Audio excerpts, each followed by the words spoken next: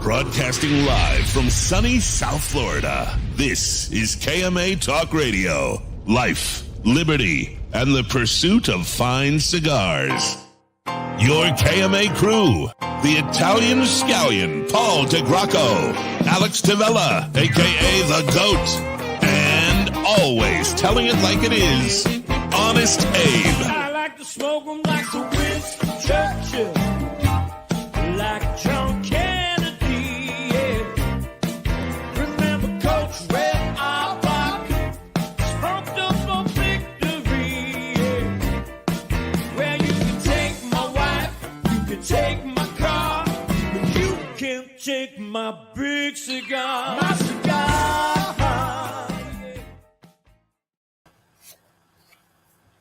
Good morning to all our loyal listeners, libertarians, and lovers of the leaf. I'm your host, Honest Abe, with KMA Talk Radio. We are broadcasting live from sunny Florida, and I'm here as always with my trusty cohorts, the Italian scallion himself, the man we call Shameless Paul. I like that, the man we call Shameless Paul. Well, that's fine. If that's what you call me, that's fine. That's got a little ring to it. And of course, the man who sits to the right, also known as the GOAT, Alex Tabella. Good morning, folks. Good morning. A lot of energy in the room this morning. I'm I'm still ready to go. Yeah, I figured you'd still be out of it, especially I'm after a still out night's of it. sleep. Man, I'm still out of it. My dialogue isn't on point. My reading isn't on point. My typing isn't on point. Why are you so tired? I got messed up yesterday pretty bad. Oh, I had no idea. Got the good stuff. I went to do, dude, I can't imagine why anybody would like casually do that drug. Like not recreationally do that drug. I mean, I'm sorry. I went in for a simple colonoscopy and endoscopy. Oh, yep. I've done an endoscopy before. You didn't like the way you felt afterwards? Well, I didn't finish telling you what happened. Oh, continue. So, I should have realized there was something wrong when. Well, I did realize it, but what are you going to do at that point? The anesthesiologist was like a little d-bag, man. She came up to me, and they're asking normal questions like, "Do you smoke?" And I went, "Yes." And she's like, "You smoke?"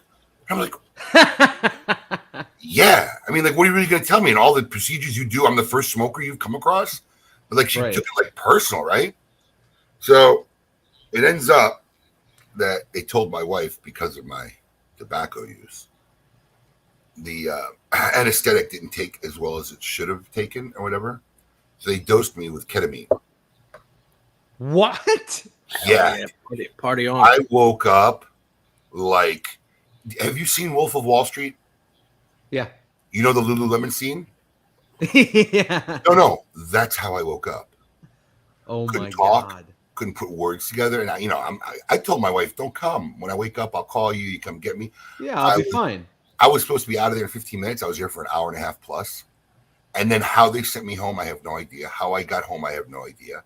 I passed out for like an hour, still woke up fucked up. It was like 4 hours Oh my God. before I was normalized. I was messed to the hill. And then still, even now, I feel like a Mack truck hit me. All my senses are slow. I feel like I was at like Woodstock last night. Like I partied at Woodstock. And meanwhile, you just had an endoscopy and a colonoscopy. My Wow, wife what a literally party. said to her, they still give human beings that stuff?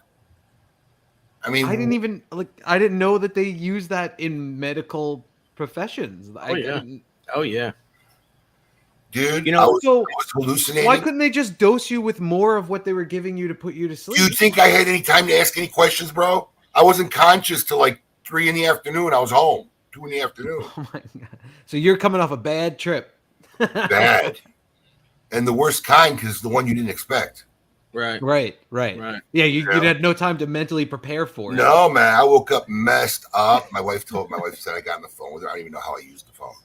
First off, I don't even know how I found the phone.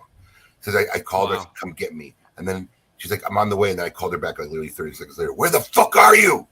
Get me the fuck out of here. Yeah. That sounds about right. That would be normal. No, man, I was out of it, man. I was completely out of it. I'm still a little slow this morning, so bear with me. Oh, geez. Yeah, the 2 times I've had endoscopies done, I loved it. Afterwards, I felt like I was on cloud 9. It's the greatest I can't wait feeling in to the ask world. my doctor why the fuck they gave me ketamine. Yeah, don't they give that to animals? Horses. Yeah. It's like a horse tranquilizer. Horses, cats. Yeah. Yeah, because I feel like Good my stuff. dog was dosed with ketamine. one And time. horses, cats, and ravers.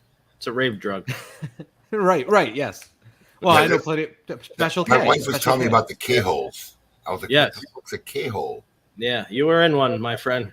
She was telling me how people act like they're walking in a hole. You always know them in the club. They're on ketamine. Yeah, or they're just stuck. K-holes. Oh man, it was brutal. Unexpected blown out of the water. I was hallucinating. I was seeing quadruple, quintuple. I mean, I couldn't talk. My wife says she got me to the kitchen table and she was trying to get me to the couch. I'm like, that couch is too far. Why is the couch so far? There's no way I'm getting to that couch.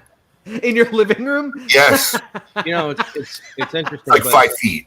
It's kind of a fringe thing, but they actually, some people use that in drug and alcohol treatment as a form of therapy.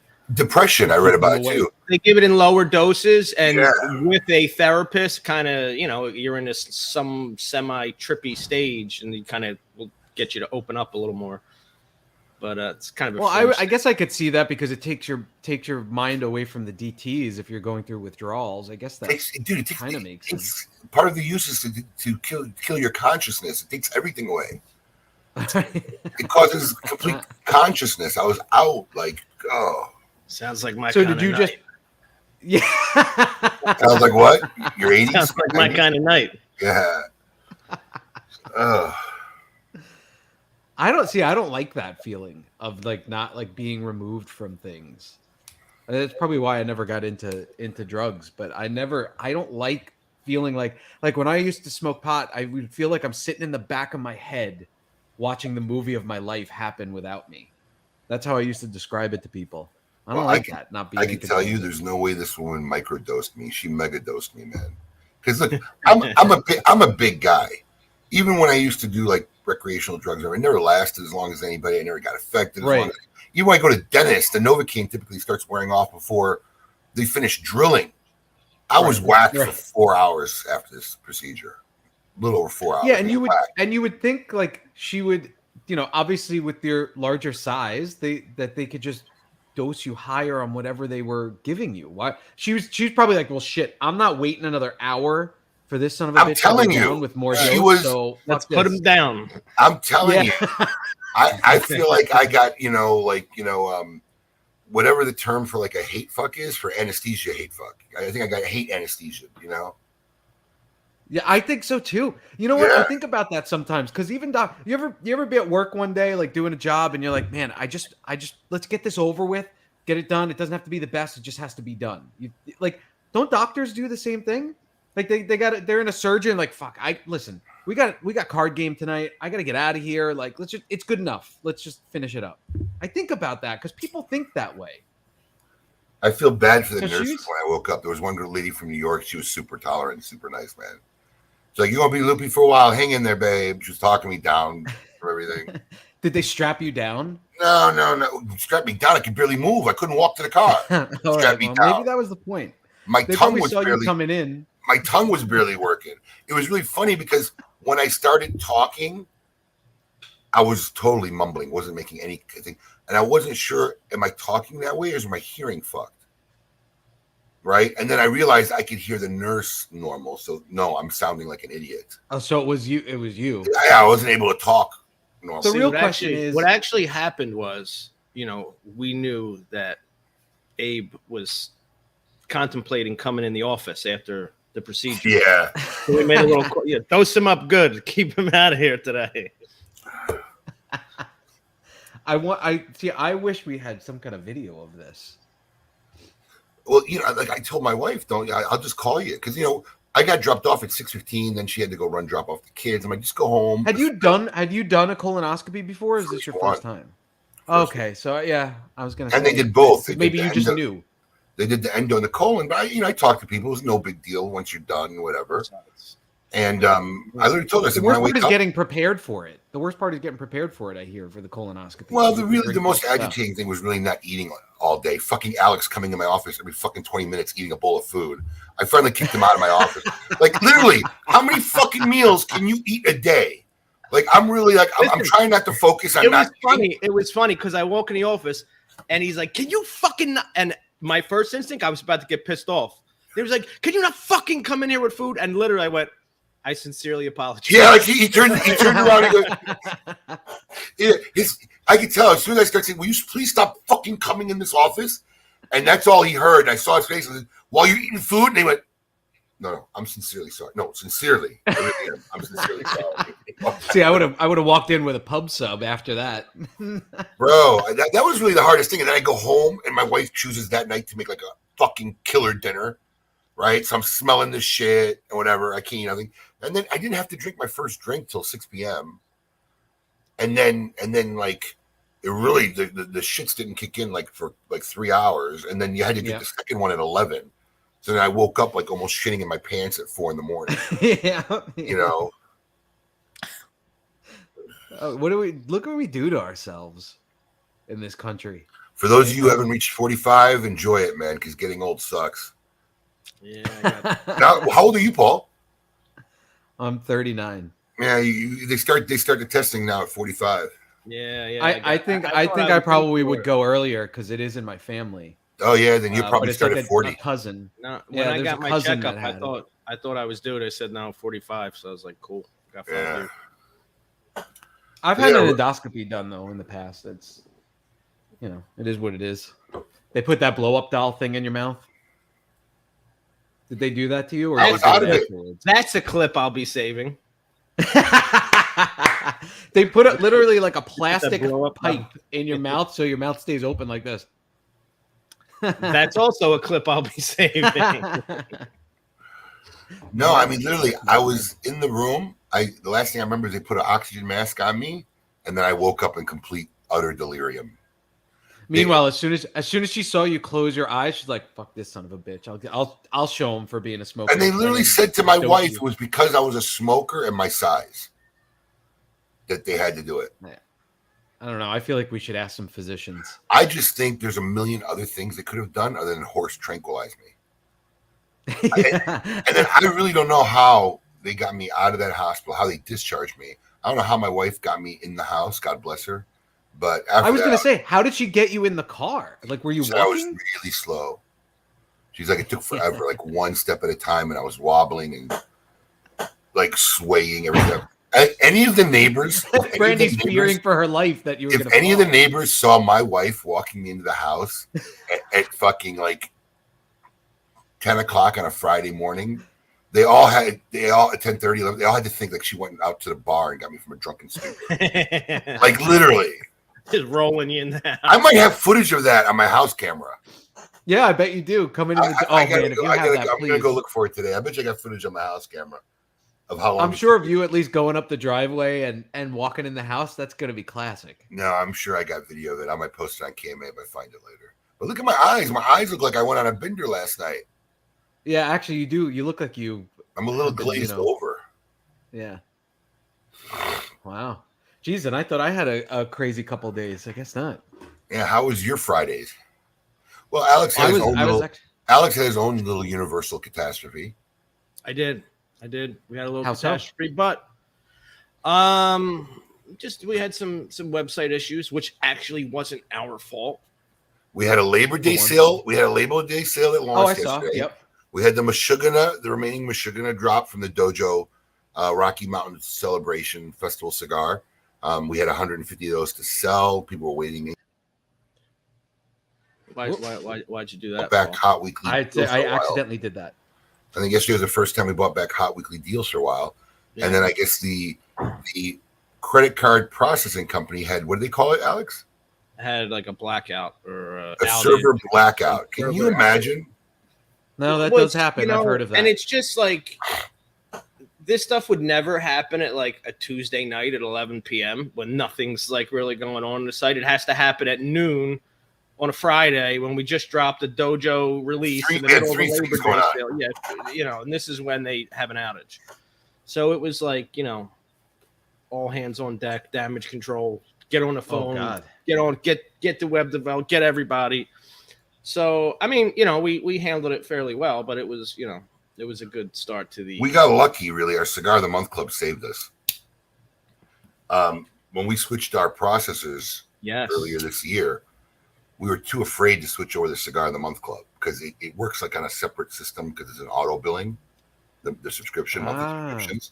So we said, you know what? Let's just leave that with the old merchant processor. We don't even want to mess with that. I just see a catastrophic nightmare happening. So you're able to default on that? If we didn't, we would have been killed. Right. It almost maybe for the whole weekend. I don't even know. Is Braintree even back up? No, they haven't I don't know because I'm not fucking with it until right. the We're not weekend's fucking with over. it until after the Labor Day Yeah. sale is over. But I mean, we could have been crushed. Wow. So we I did. mean, we made it essentially, seem what was happening was everybody that was trying to place an order was getting declined and failing. Like nobody could place an order. worse. I wonder if they got hacked. No. What worse was they were getting declined and failed on our end, but the processor was taking their money. Oh, Right. really? So it was So showing that- that you didn't take payment, but it took their money. And Oh, so now God. imagine this. This is a dojo release. It's hot. They know it's limited. There's only so many. So they see that it failed. And what do? They're like, shit, I got to do it again. I got to try again. Shit, I got to. So people place. Yeah, it was a nightmare. And Let me then use a different card.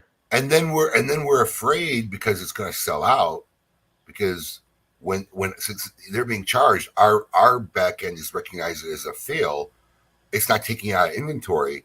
That we'll end up holding these guys' money only to refund them on Tuesday because we don't even have any product left.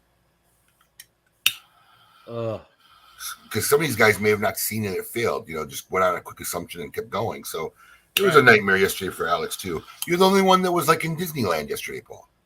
I wasn't in Disneyland. I was. No, but your in- life basically so- was compared to ours. No.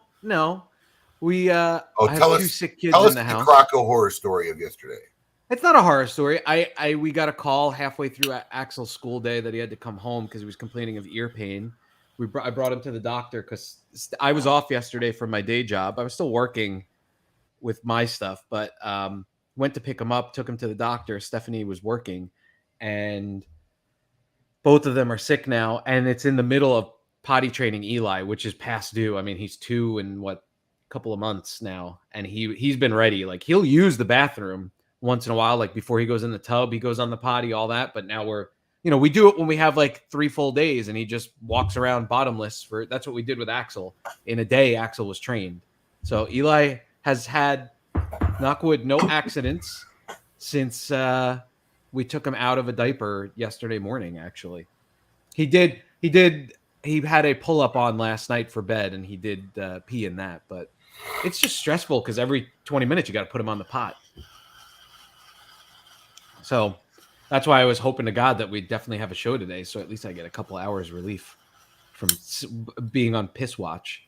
Well, I was on shit watch. I told my wife I didn't want to sleep in the bed the night before. I was scared I'd fart and shit all over her. You think it was a joke? I was dead serious. Right. You couldn't squeak a fart out. God forbid you'd fucking misfire, man. I've heard that. Wow. Oh. Sounds like a party. Great start to a holiday weekend for you. Hell yeah. It was literally like a college weekend for me, just without all the fun. Right? You skipped right to the aftermath. It's all aftermath. Yeah, exactly. None of the fun that got you there. Seriously. Oh, Well, man. On that note, we have a very, very unique guest on our show today. First timer, as always. Pleasure when we have first timers. I saw their booth at the PCA trade show for the first time this year. I was very unfamiliar with the brand, and it just so happened that they happened to be sitting in our lounge about a month ago, and I ran into them, talked a little bit about them, and thought it was an interesting enough story. Asked if they'd like to come on KMA Talk Radio, and here we have it. So let's get on with our Meet Your Maker segment of this week's episode of KMA Talk Radio. I want all of you to get up out of your chairs. I want you to get up right now and go to the window, open it, and stick your head out and yell. It's time to meet your maker.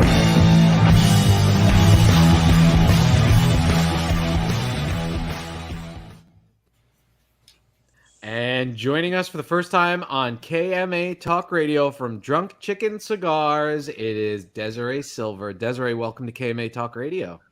Hello. And you did that perfect.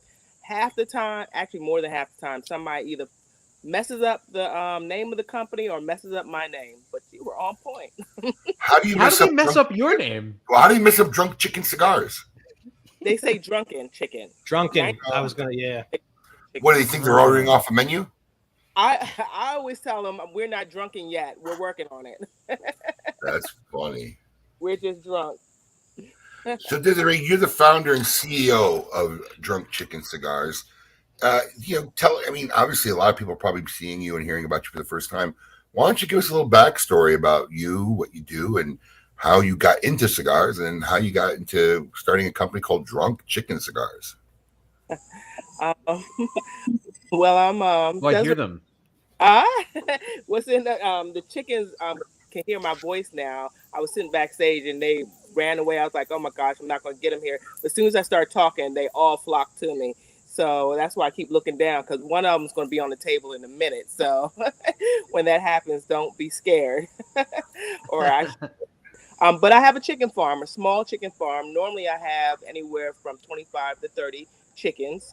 Right now, because I am selling the house and moving to another state, I only have 9 or 10 right now. So I just did not go and replenish my chickens this year. Now, is this So for personal use, or are you selling them the eggs, or what's the purpose of the chicken farm? just pets. We eat the eggs. Pets. That's all.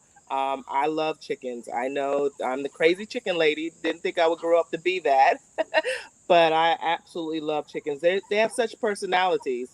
Everyone is different and different. You can hear them talk different. I know it's not talk squawk different. They're just cute to me. Did you grow up with chickens?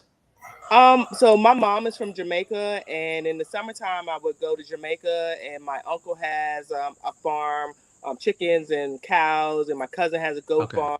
So I ran around Jamaica all summer in at farms, and I'm the only one here in the States that have chickens. So I think it's just here comes one, um, just um, just something I grew up with that I just fell in love with. I like Now, being on the land. Those are peppers. Stop it. Paul was going to have a million questions this Okay. episode. I'm telling you right now, because anytime Paul can't understand something, or whatever, like he needs now to understand every aspect of why you have a chicken farm. This is going to no, be I great. get I chickens. won't I have get to chickens, find but you, she's Joe.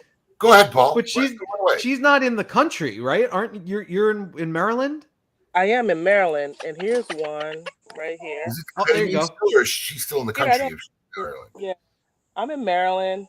This is a little Bantam, but I'm on over 5 acres, almost 6. Look at So that. I'm We have a real. KMA first chicken on KMA Yeah, I Talk. don't think we've ever had a chicken. No. That's my little one. She always jumps up. One of the big ones will jump up soon, but she always jumps up, and she's destroyed a computer for me. When she jumped up, she knocked the glass of juice in the computer. Totally lost everything. Yeah, Oh she. no. When I have a purse or a bag, she's in the bag trying to figure out what's going on. She's nosy. That's little mama, and she's the leader of the pack too. She's the smallest, but the leader. When did you get your first chicken as a pet? When I got divorced, You, and you figure you upgrade ex-husband to a chicken? Was that an upgrade? um, it was more company. Yeah, he was always gone and out, so this was more company. The kids went away to their dad's house for the first time, and I lived on this acres, and I was by myself, going, "What am I going to do?" And I Most people in your a lot. position think dog and cat. How did you get to chicken?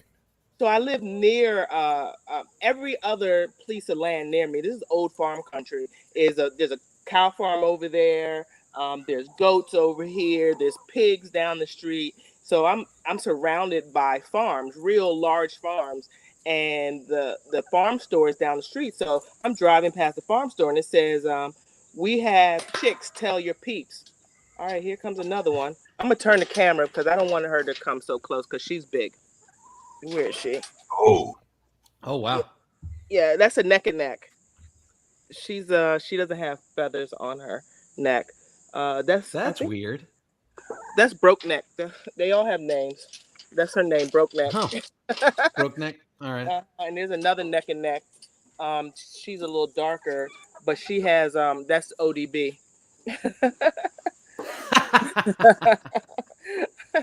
I don't see her. Yeah, but So Desiree, you've been smoking cigars for quite a long time, right? Like this isn't like you just got into it. no, I've been smoking cigars since in my 20s. I'm 50 now. what came first, the chicken or the cigar? Oh, the cigars. I've been smoking since in my 20s. The If chickens. you had a rim shot, Paul, that would have been a rim shot moment. What came first, the chickens or the cigars? Yes. Put that on the T-shirt. So I read an interview with you, Desiree, that you are. So you correct me if I'm wrong. You have a PhD. I did. Okay. So I read that you used to take as a consumer your cigar smoking kind of to like a new level, right? Like tell us about the fact finding that you did and like you used to take notes. Did you have like an Excel spreadsheet with all the different cigars you would smoke? What tobaccos were in it? Tell us about that. Yeah, I'm a little OCD with a lot of stuff, especially when I'm trying to understand something. Similar to you, I ask a lot of questions. Now there's like 6 up here. Sorry. I ask a lot of questions. And when I got divorced, before I was smoking, and my husband and I used to go to the lounge, and he used to go to the humidor, pick out cigars, and say, "Hey, smoke that." So I started smoking 6x60s originally. And when I divorced and I'm trying to figure out what to do with myself, I used to go to cigar lounges. So I went to cigar lounge, and the guy is, "Hey, we here, come in the humidor." I'm like, "Oh, where did all of this here?" I never even really went into the humidor, so I never really experienced all of. Oh, so you just smoked what you were handed, whatever he brought to you, you smoked. Yeah. So, and they were always full body 6x60 cigars. So that's what I started smoking. Wow. But when I and he was in the Navy, so he started smoking when like in his 20s as well. So when I started trying to smoke, he's showing me all this, and I was like, I have no clue. Give me one of those big ones right there that's real dark. And so that's how. And so he was telling me all of these other cigars and telling me different sizes and stuff. So I grabbed a few others and went home and started looking them up. And I was like, oh, there's different tobacco in here. So I started writing it down so I could remember which ones I liked and which ones I didn't like. And this grew into a over 200 cigar spreadsheet with wrapper, binder, filler, because he had to educate me on wrapper, binder, fillers. And what they were, and then I started having to read up on where the flavors come from and all this other stuff. And so by the time I was done, I was like, okay, I like habanos, I like a little spice. And so I knew exactly which cigars I liked and why I liked them for the most part. There were some variations in there. Okay. Variations in there. She's down here and she wants me to throw her food, so she's squatting. Your attention, yeah. So it just, I lost it like about 3 months ago when Lil Mama came and dumped my soda in my computer, and I was like, so oh no. Ow, okay, go away. Now she's pecking me. So yeah, I lost the whole thing. So I was totally sick because everything in my computer. Go away, Lucy. So I'm just kind of sad about it. I might start all over because I really relied on that spreadsheet when I was making the 5 that you have here, my original 5, and I relied on the spreadsheet a little bit when we were doing the Homicidal Hen, our 6th cigar. So it helped with what I like, what I didn't like, and things of that nature. Okay. I want to get to your cigars and blends after the break. I still want to dig deep a little bit about you and how you got into the cigar industry. So what exactly were you doing professionally before you even conceived of making your own cigars?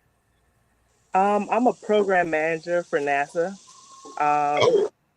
Yeah, Did you know Omar DeFries? I had no clue. It wasn't until I told one of my girlfriends at work, "Hey, I'm gonna do cigars," and she said, "Oh, like Omar." I was like, "Who's Omar?" And so I had to look him up. And still say that we were in the same building.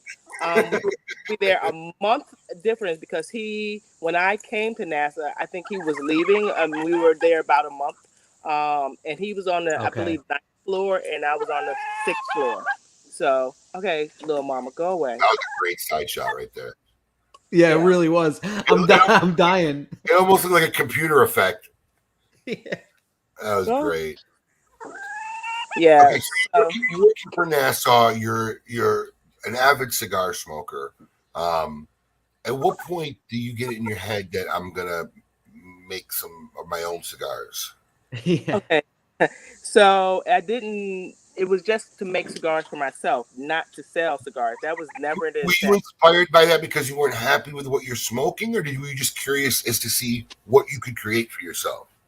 So fast forward a little bit. I'm in a new relationship, and we are engaged, and we're traveling a lot. And I OCD. We just remember that every time I tell you something that's crazy.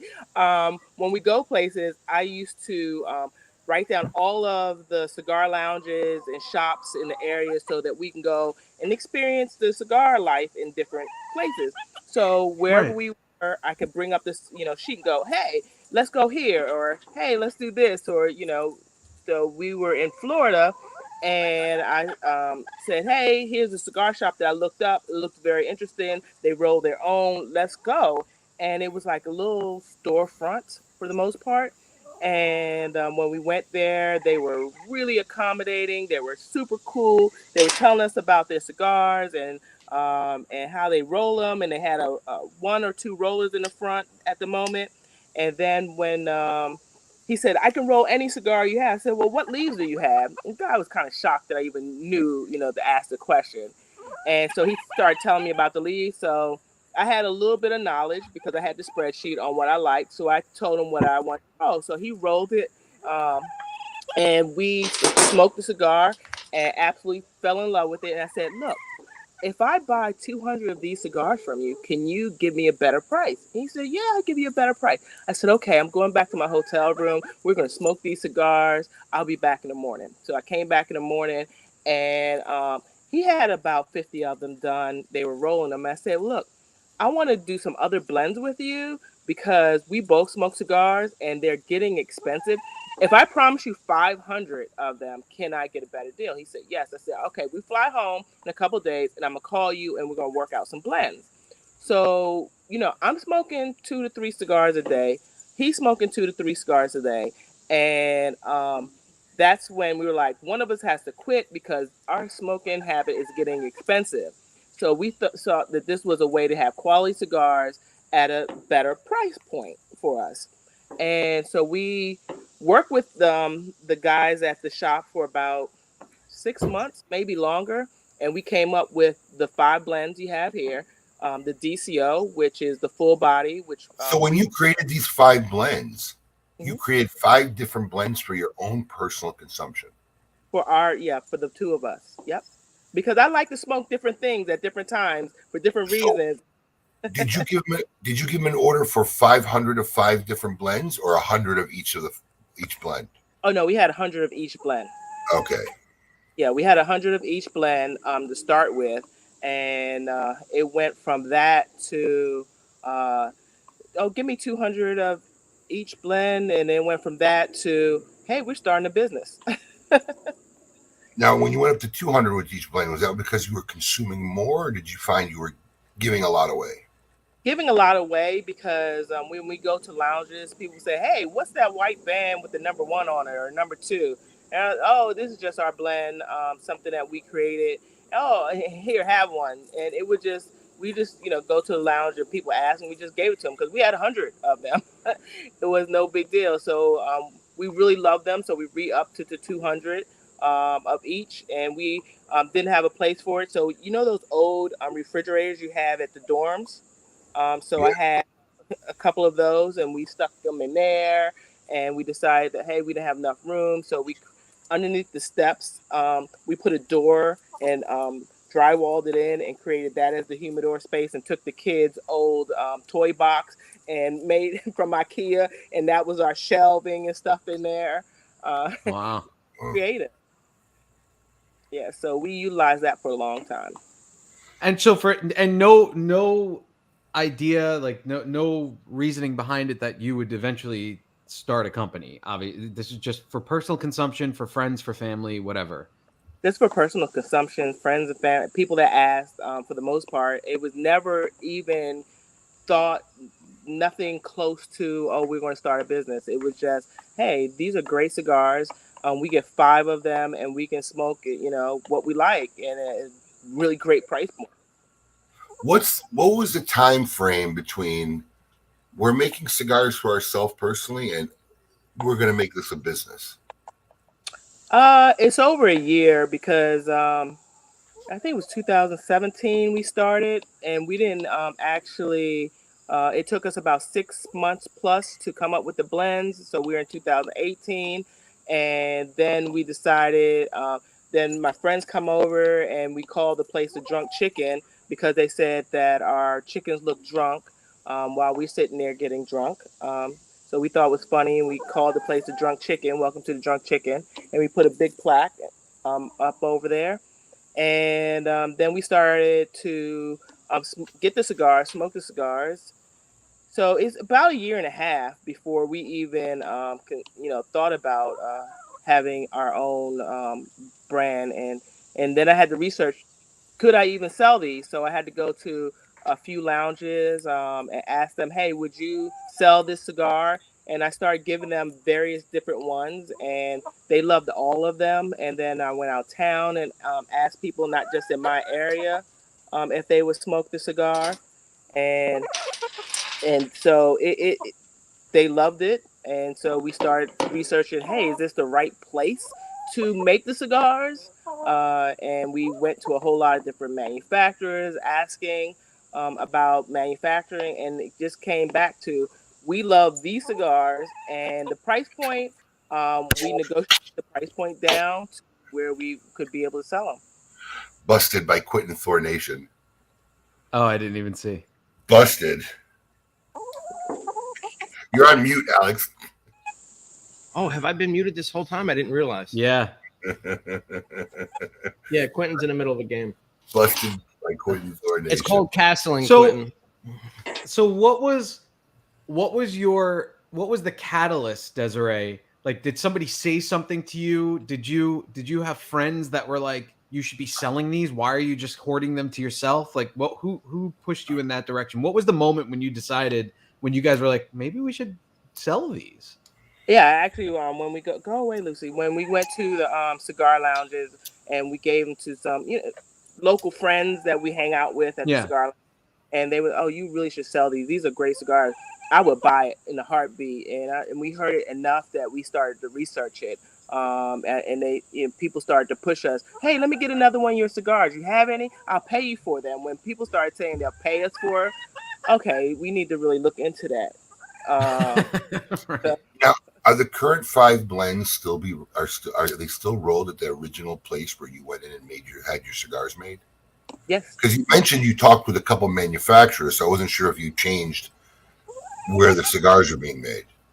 So when I had some not so great experiences and some great experiences when talking with other manufacturers. When I spoke with manufacturers in the Nicaragua, I always felt like they were telling me I didn't know what I was talking about.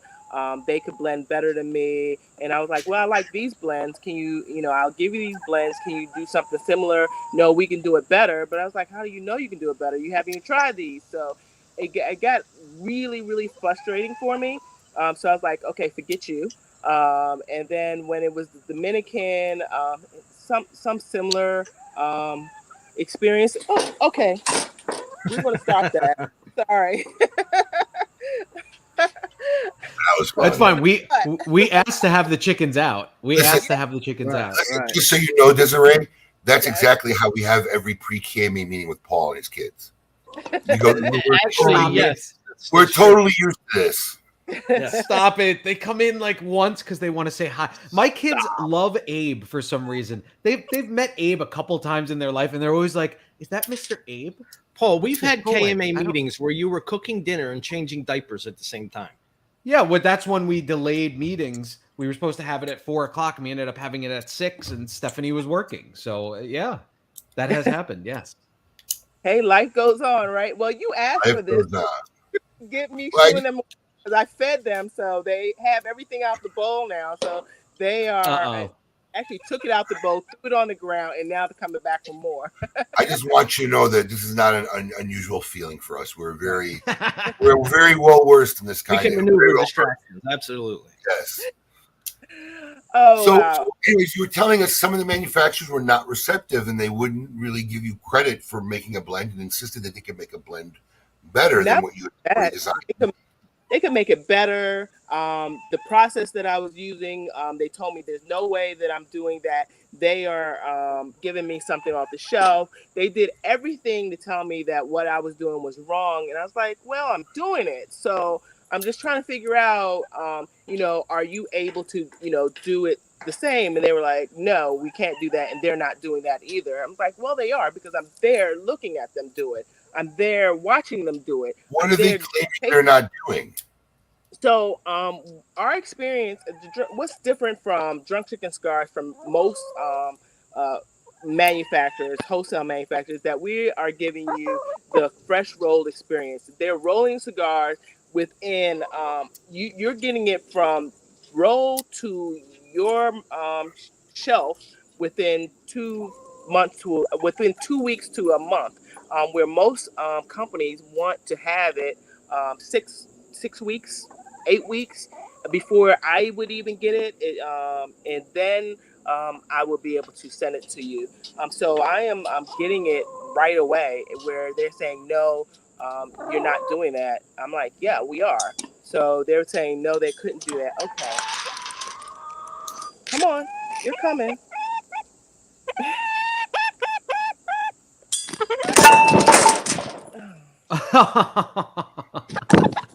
This is definitely the most unique KMA show we've ever had. So, again, Desiree, if it's too much for you being outside, we're coming on a break in 15 minutes. If you want to relocate for your own comfort. Well, I'll throw them some when we come in a break. I'll throw them some deer corn, and they'll go in a different direction when I throw it in different, because the food is right here. That's where they're going to stay. But once I throw it in a different direction, they'll run away and leave me alone for the most part. And if it does get too much, I'll go inside. Just like most men.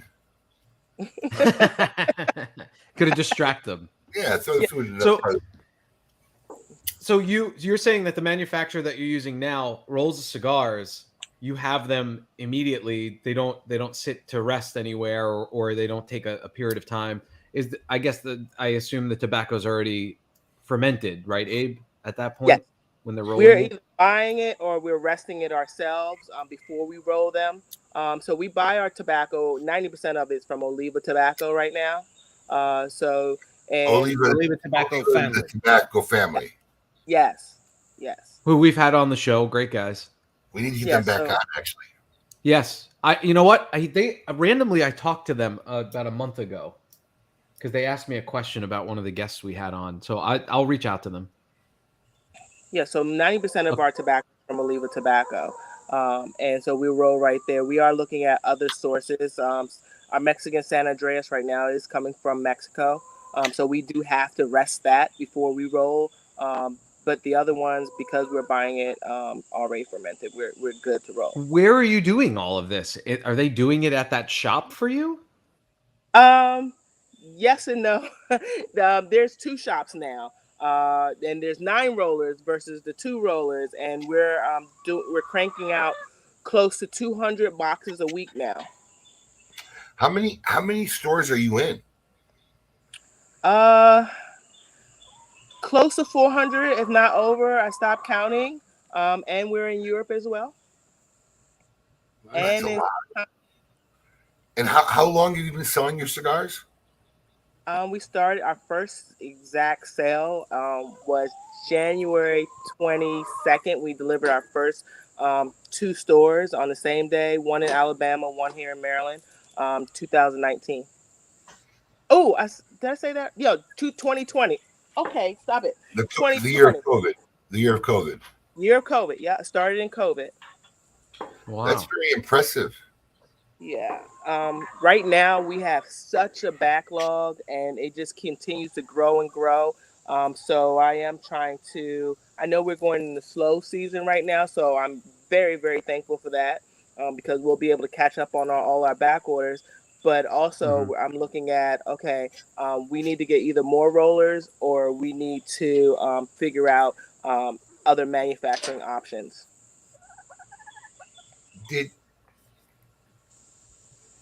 Was this your first PCA trade show?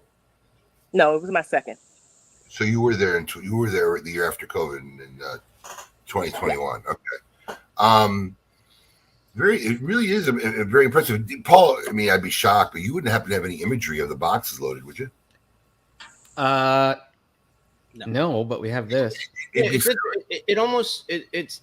Oh. We are pretty sure we were going to get there. Oh, But it sounds like almost reminds me of like my experience in Cayocho, almost like you're offering in a box. You know, you go down there, you go into a factory and you know, and you're smoking those cigars right off the table, maybe just got rolled a couple of days. It sounds like you're almost providing that experience in a box that, you know. Yes, exactly. She is, and it's her blend. Right. Yeah. My blend right off the factory floor for the most part.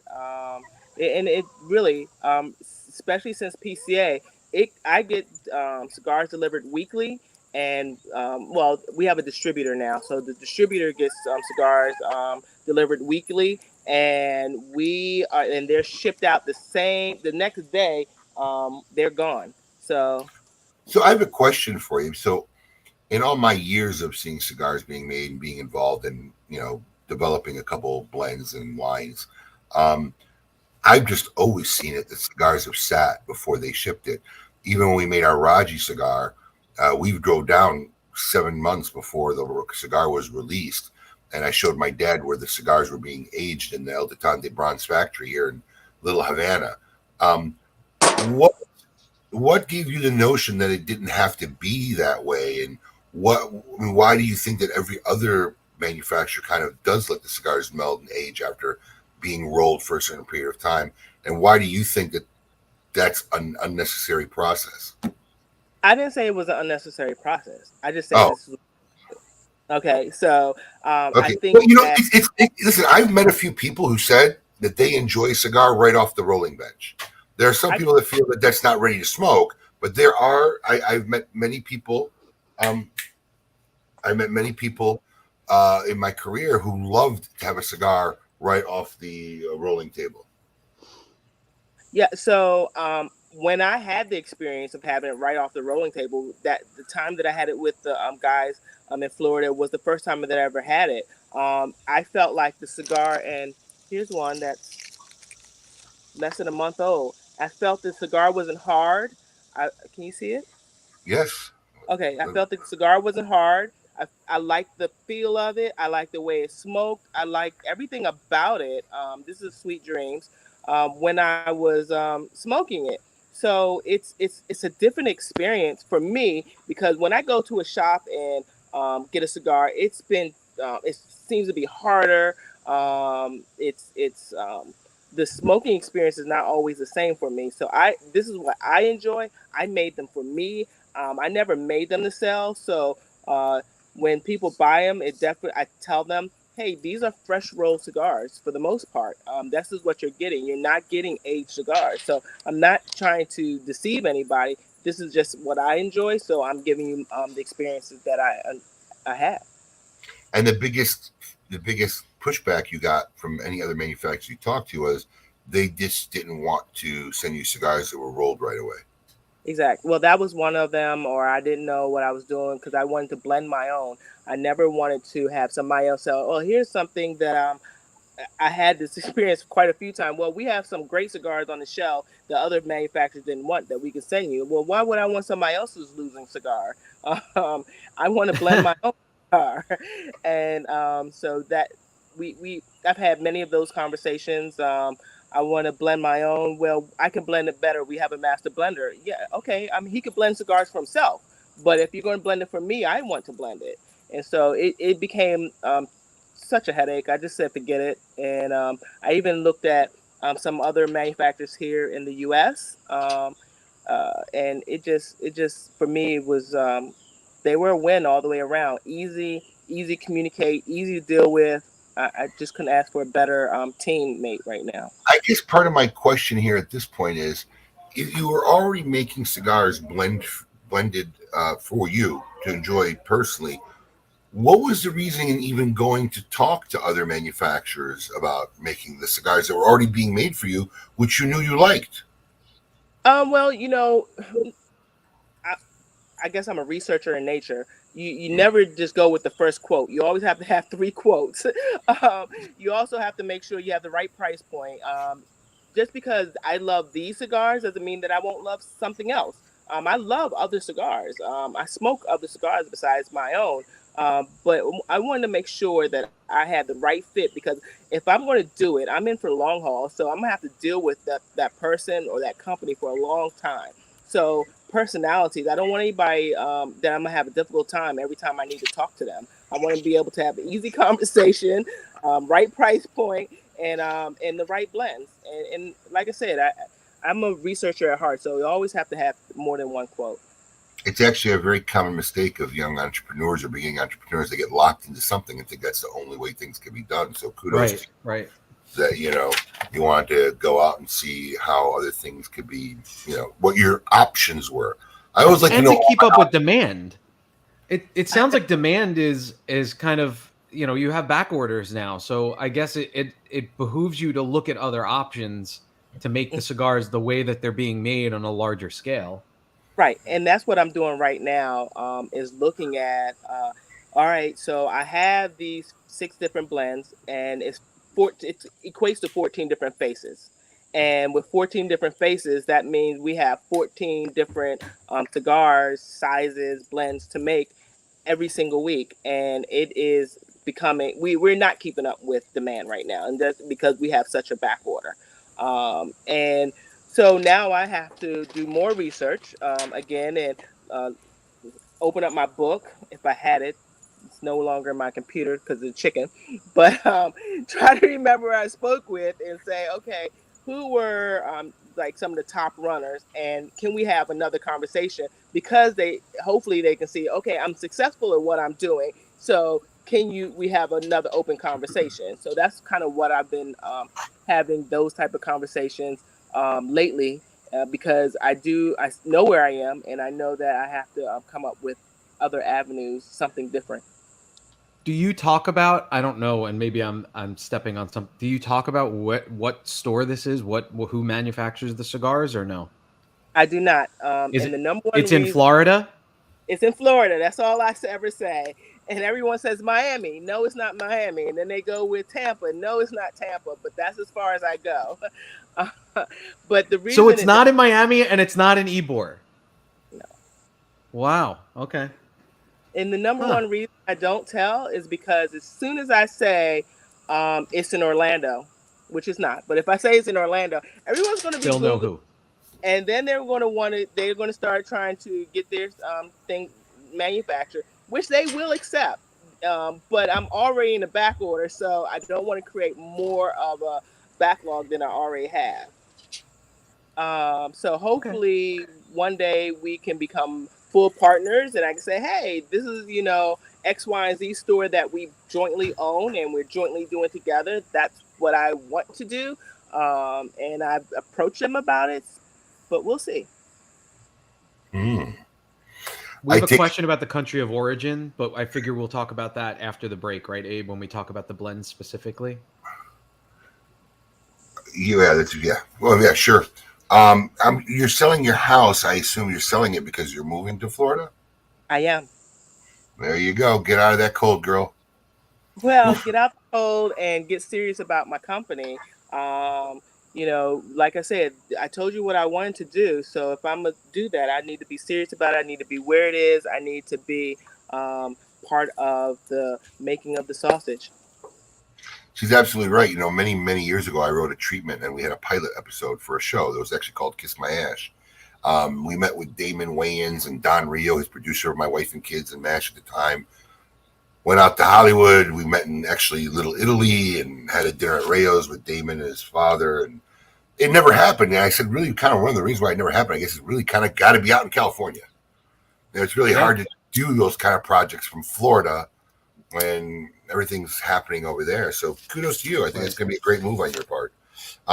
We're going to take a break. We're going to have more with Desiree from Drunk Chicken Cigars after this. We're going to put her musical acumen to the test in our Name That Jam session presented by Avo Cigars. We're going to find out about her 5 blends. Coop is back this week to give us the scoop on what is going on in industry news. And, of course, we're going to ask Desiree what she'd rather do. All coming up in hour number 2 of KMA Talk Radio. Keep it lit.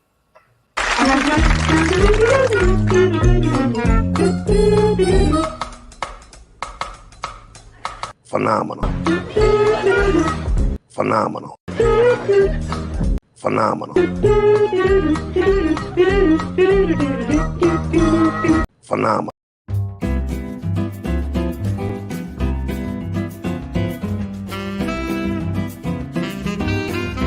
Explore the unexplored with St. Louis Rey Carenas. Set sail to discover an extraordinary Honduran cigar deeply anchored in tradition. The St. Louis Rey Carenas features a Nicaraguan wrapper, cloaked over 100% Honduran tobacco that make up the binder and filler. The St. Louis Rey Carenas, in the Toro size, received a 93 rating in Cigar Aficionado and was featured in their illustrious Top 25 Cigars of 2021 list. The St. Louis Rey Carenas is available in 4 different sizes: a Robusto, Toro, Bellicoso, and Magnum. So get ready to take a trip back in time to experience the heritage of St. Louis Rey with the St. Louis Rey Carenas.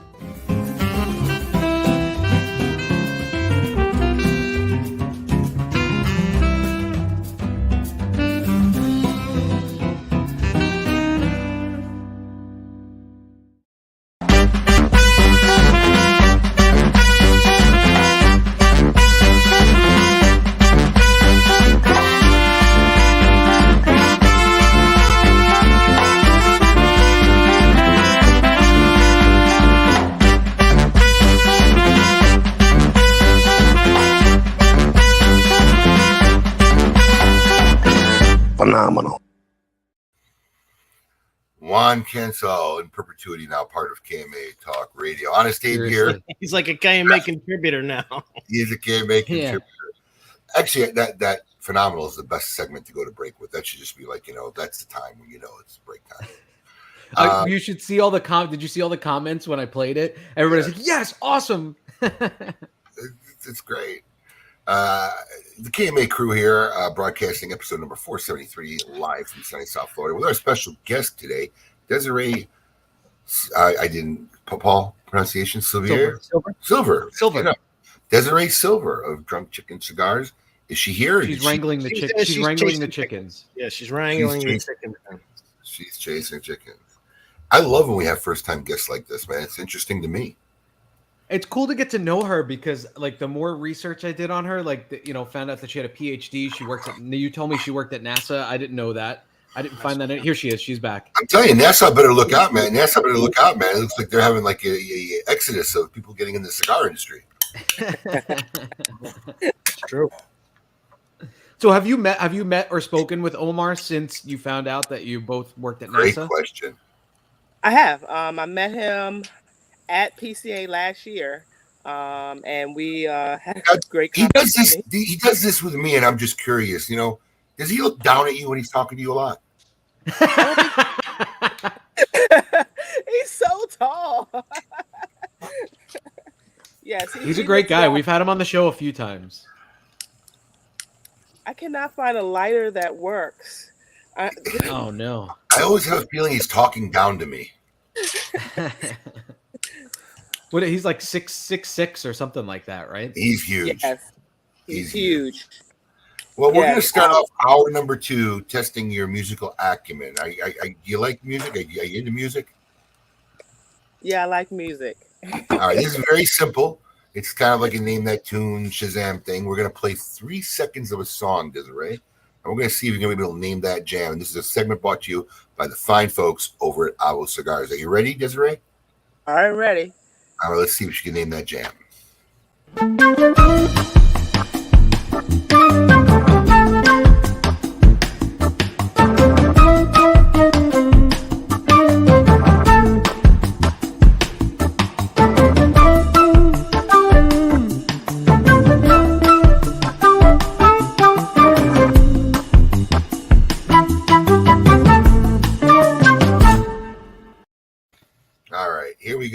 It's real simple. 3 seconds of a song. You can play it. If you need to play it replayed for you, let us know. We're going to see if we can name this jam. All right.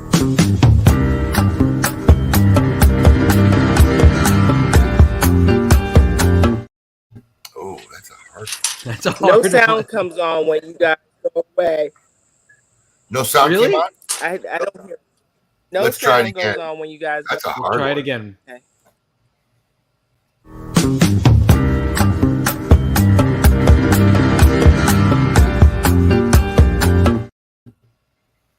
I don't even recognize the beat. Do you, Paul? When you go away, tell No, I don't know what the hell it sounds. is. She's not getting sound. It's weird. Yeah, every Well, let's time see you if the go away, audience can help there's you a out. little on the screen that tell me to tap for sound. So no audio when you do that. Well, we're going to play one more time and tap that, see if you get the sound this time. Okay. Here we go. Ready? Uh-huh.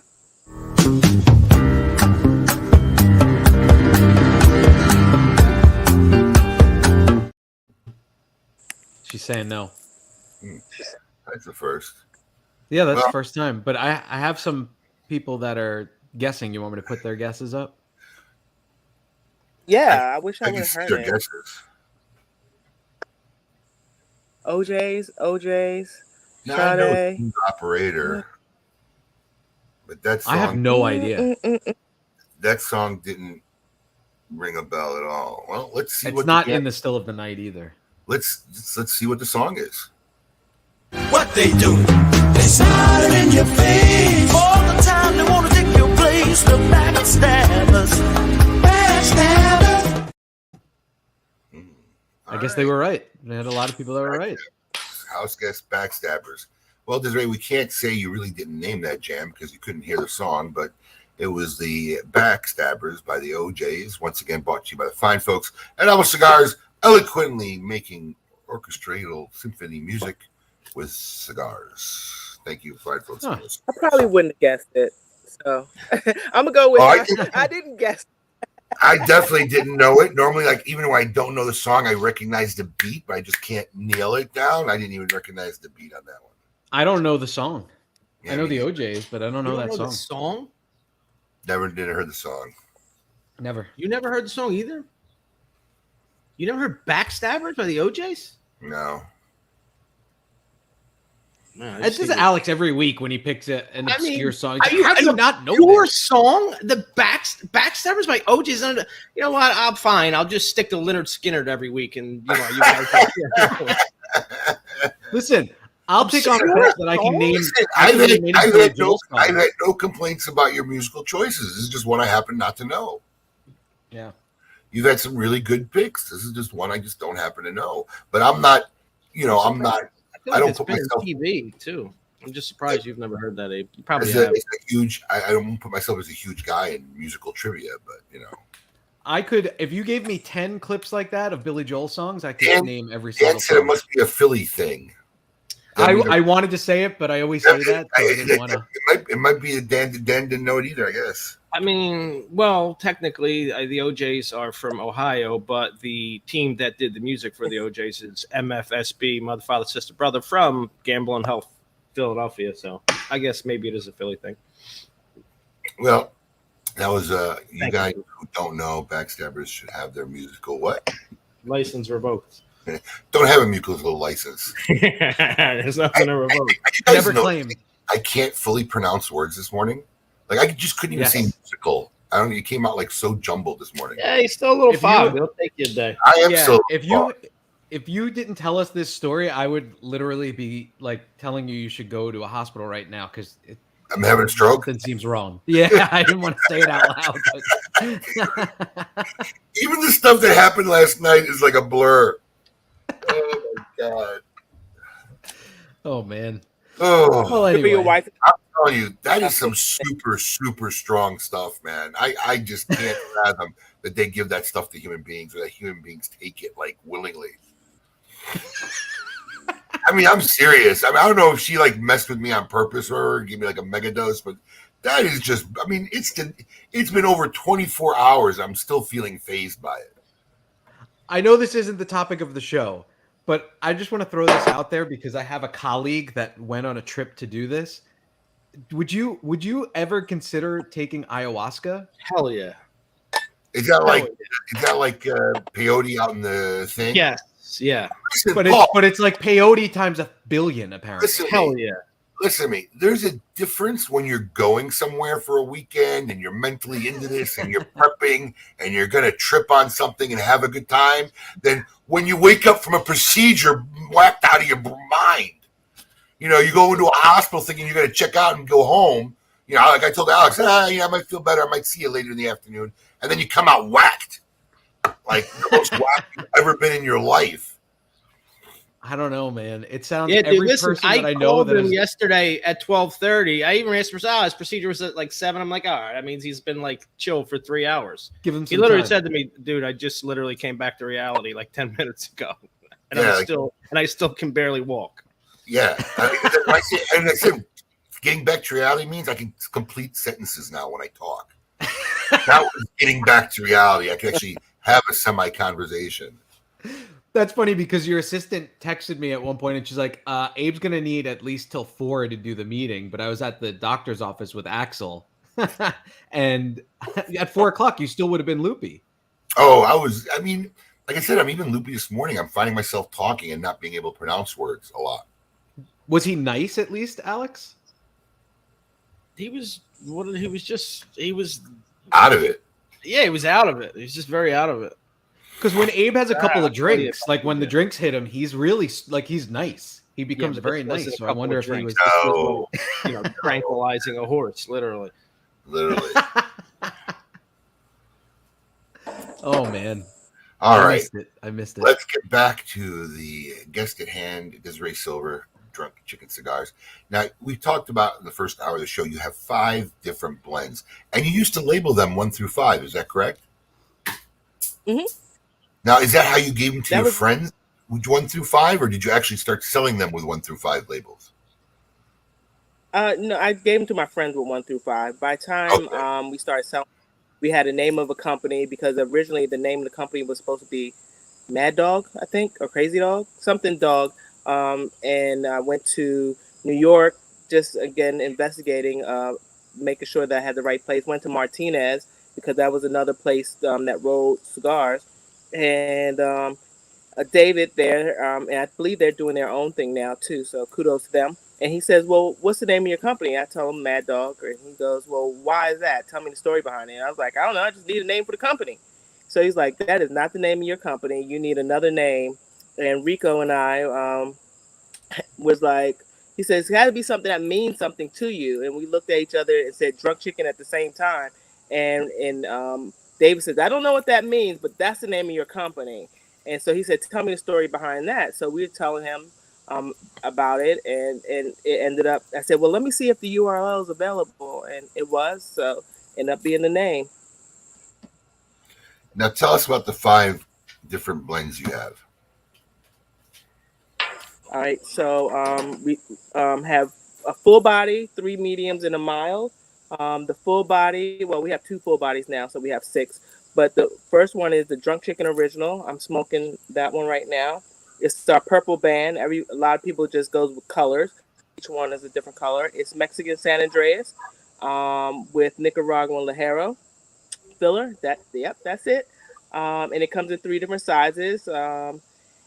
And the binder on all of the cigars are Ecuadorian. So that's why as I go through. Then I have the Mother Clucker. That was number 2.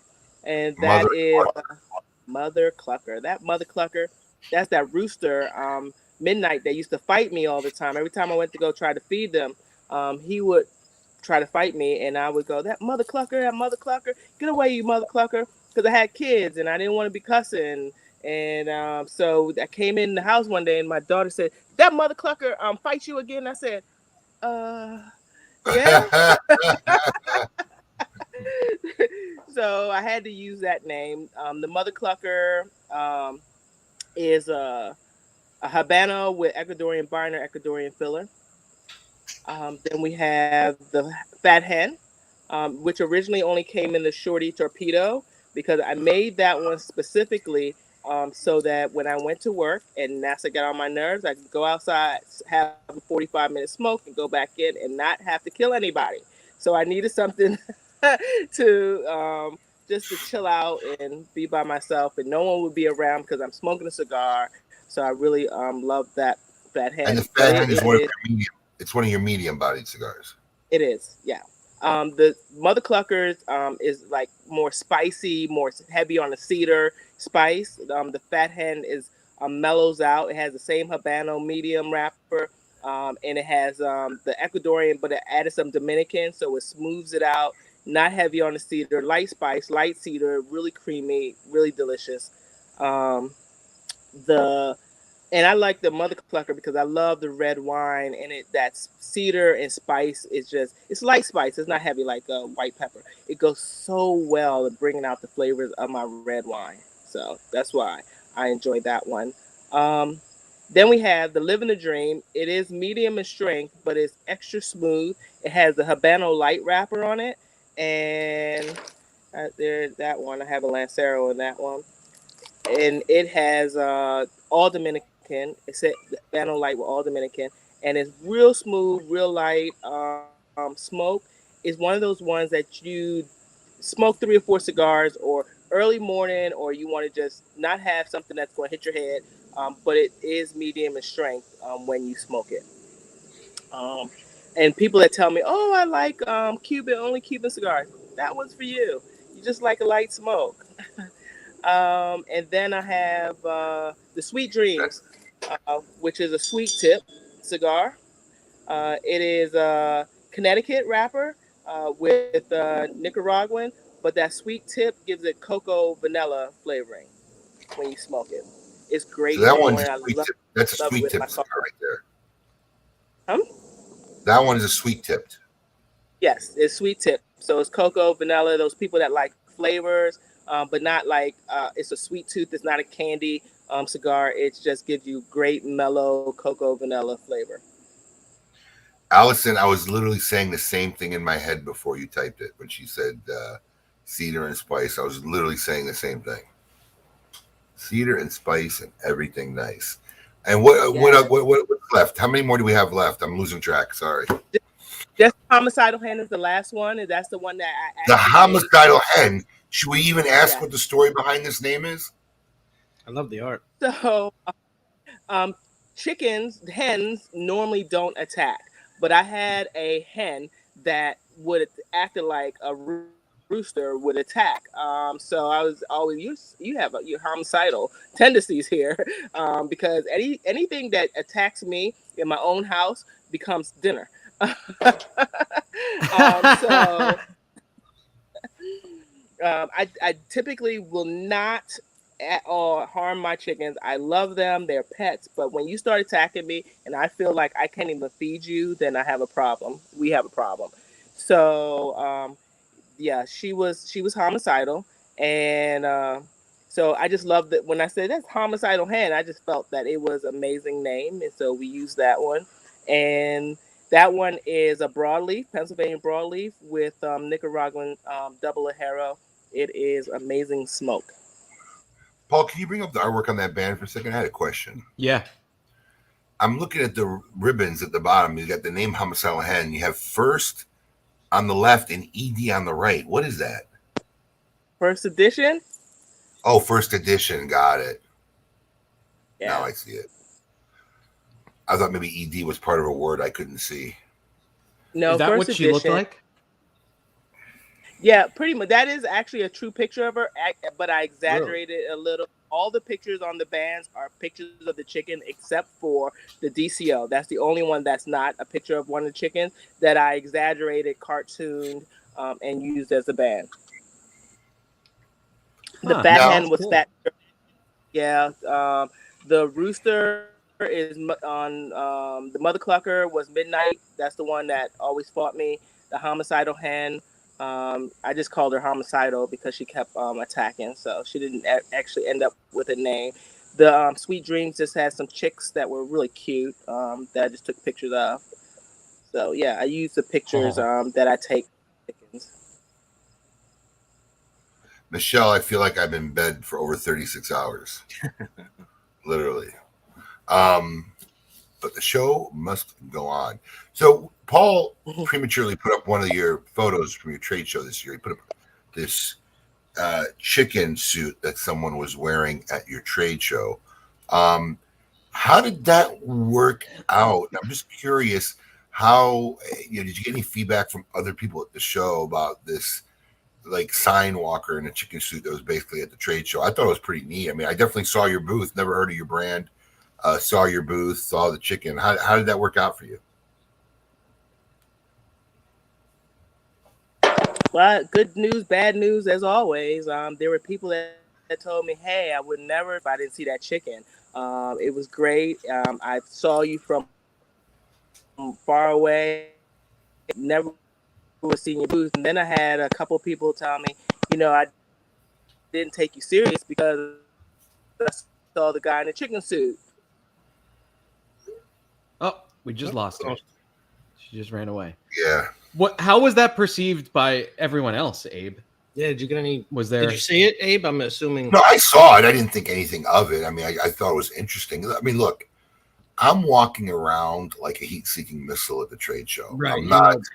I know where I want to go. I want to get there. I'm literally trying to avoid having to talk to the plethora of people who are trying to reach us and maybe get their brand in our shop. But I saw her booth. I saw a chicken, so it definitely worked. And then when she happened to be in the store, if I didn't see that chicken, I wouldn't have known who she was or never heard of her at that point. Right.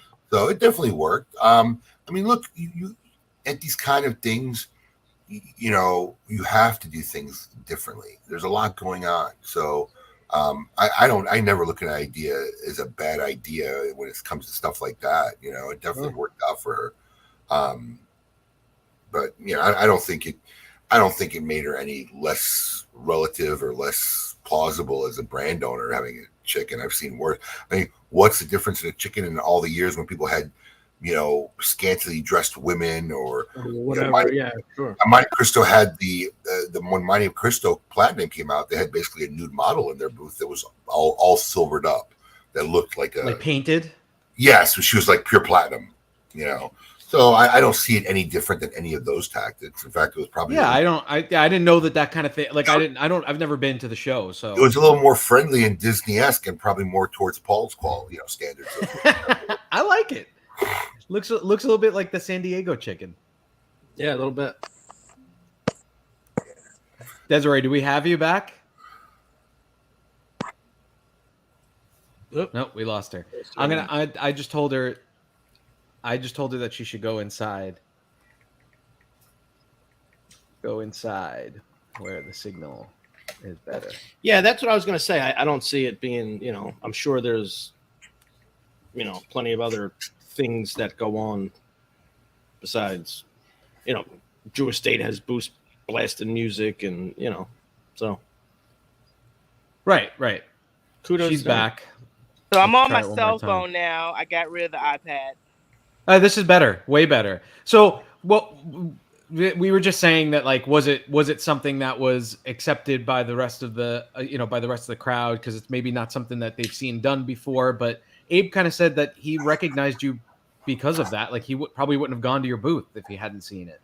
Yeah, I had a lot of that, but then I also had a lot of, well, it's kitschy. I didn't take you seriously. So there was a lot of there was negativity too, and then there was some complaints from other booths saying that he needs to stay in his spot when there was rabbits walking around. But I didn't take anything too serious or take it to heart. At the end of the day, I have to be true to who I am and what I'm doing. I think it's fun, kitschy. Do you have a website where people, if they want to come and find a record locator, see where they can get your cigars? DrunkChickenCigars.com. You got it ready. Look at that. I have some new things that I'm selling on the website, and I just opened it up while we were on break, and I was like, oh, that's kind of cool. So it was just sitting here in front of me. Put it up there for everybody so they can see it. There you go. Yeah, drunk. All right. Yeah. Well, it's that time. Always to bring on one of our favorite KMA contributors, see what he's got going on. If he had a busy, interesting week in the news, we missed him last week as Garrett Robertson graciously stood in for Coop. But it's time to see our man. See what this week, what the scoop with Coop is. Hey, yo, what's my theme music? The Scoop with Coop. Breaking industry news. Hear it first on KMA Talk Radio and cigar-coop.com.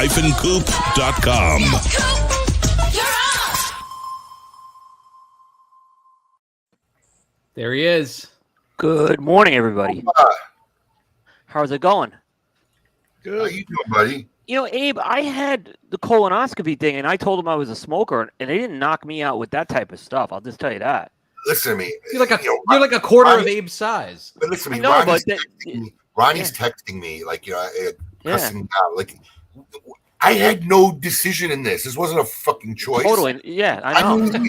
Alex, you're still on mute. I went to the hospital. They told me it was a simple procedure. Next thing I know, I woke up on ketamine. There wasn't a question. Ronnie's like, well, they never asked me if I smoke. Oh, what do you want me to do? Tell her, excuse me, man. But my friend in Detroit specifically said he's never been asked if he smoke. Why are you asking me this question? I mean, I went in for a procedure. The woman asked me, do you smoke? I said, yes. And that was that. And I don't know why anything else that happened was decisions made. Well, I was under. Now, maybe they put me under Coop because they were doing both at the same time. I don't know. Maybe, yeah. I don't know. But they put me under, and I woke up in a shitstorm. I mean, it was literally. Yeah, I mean, something completely out of my control. I had nothing to do with it.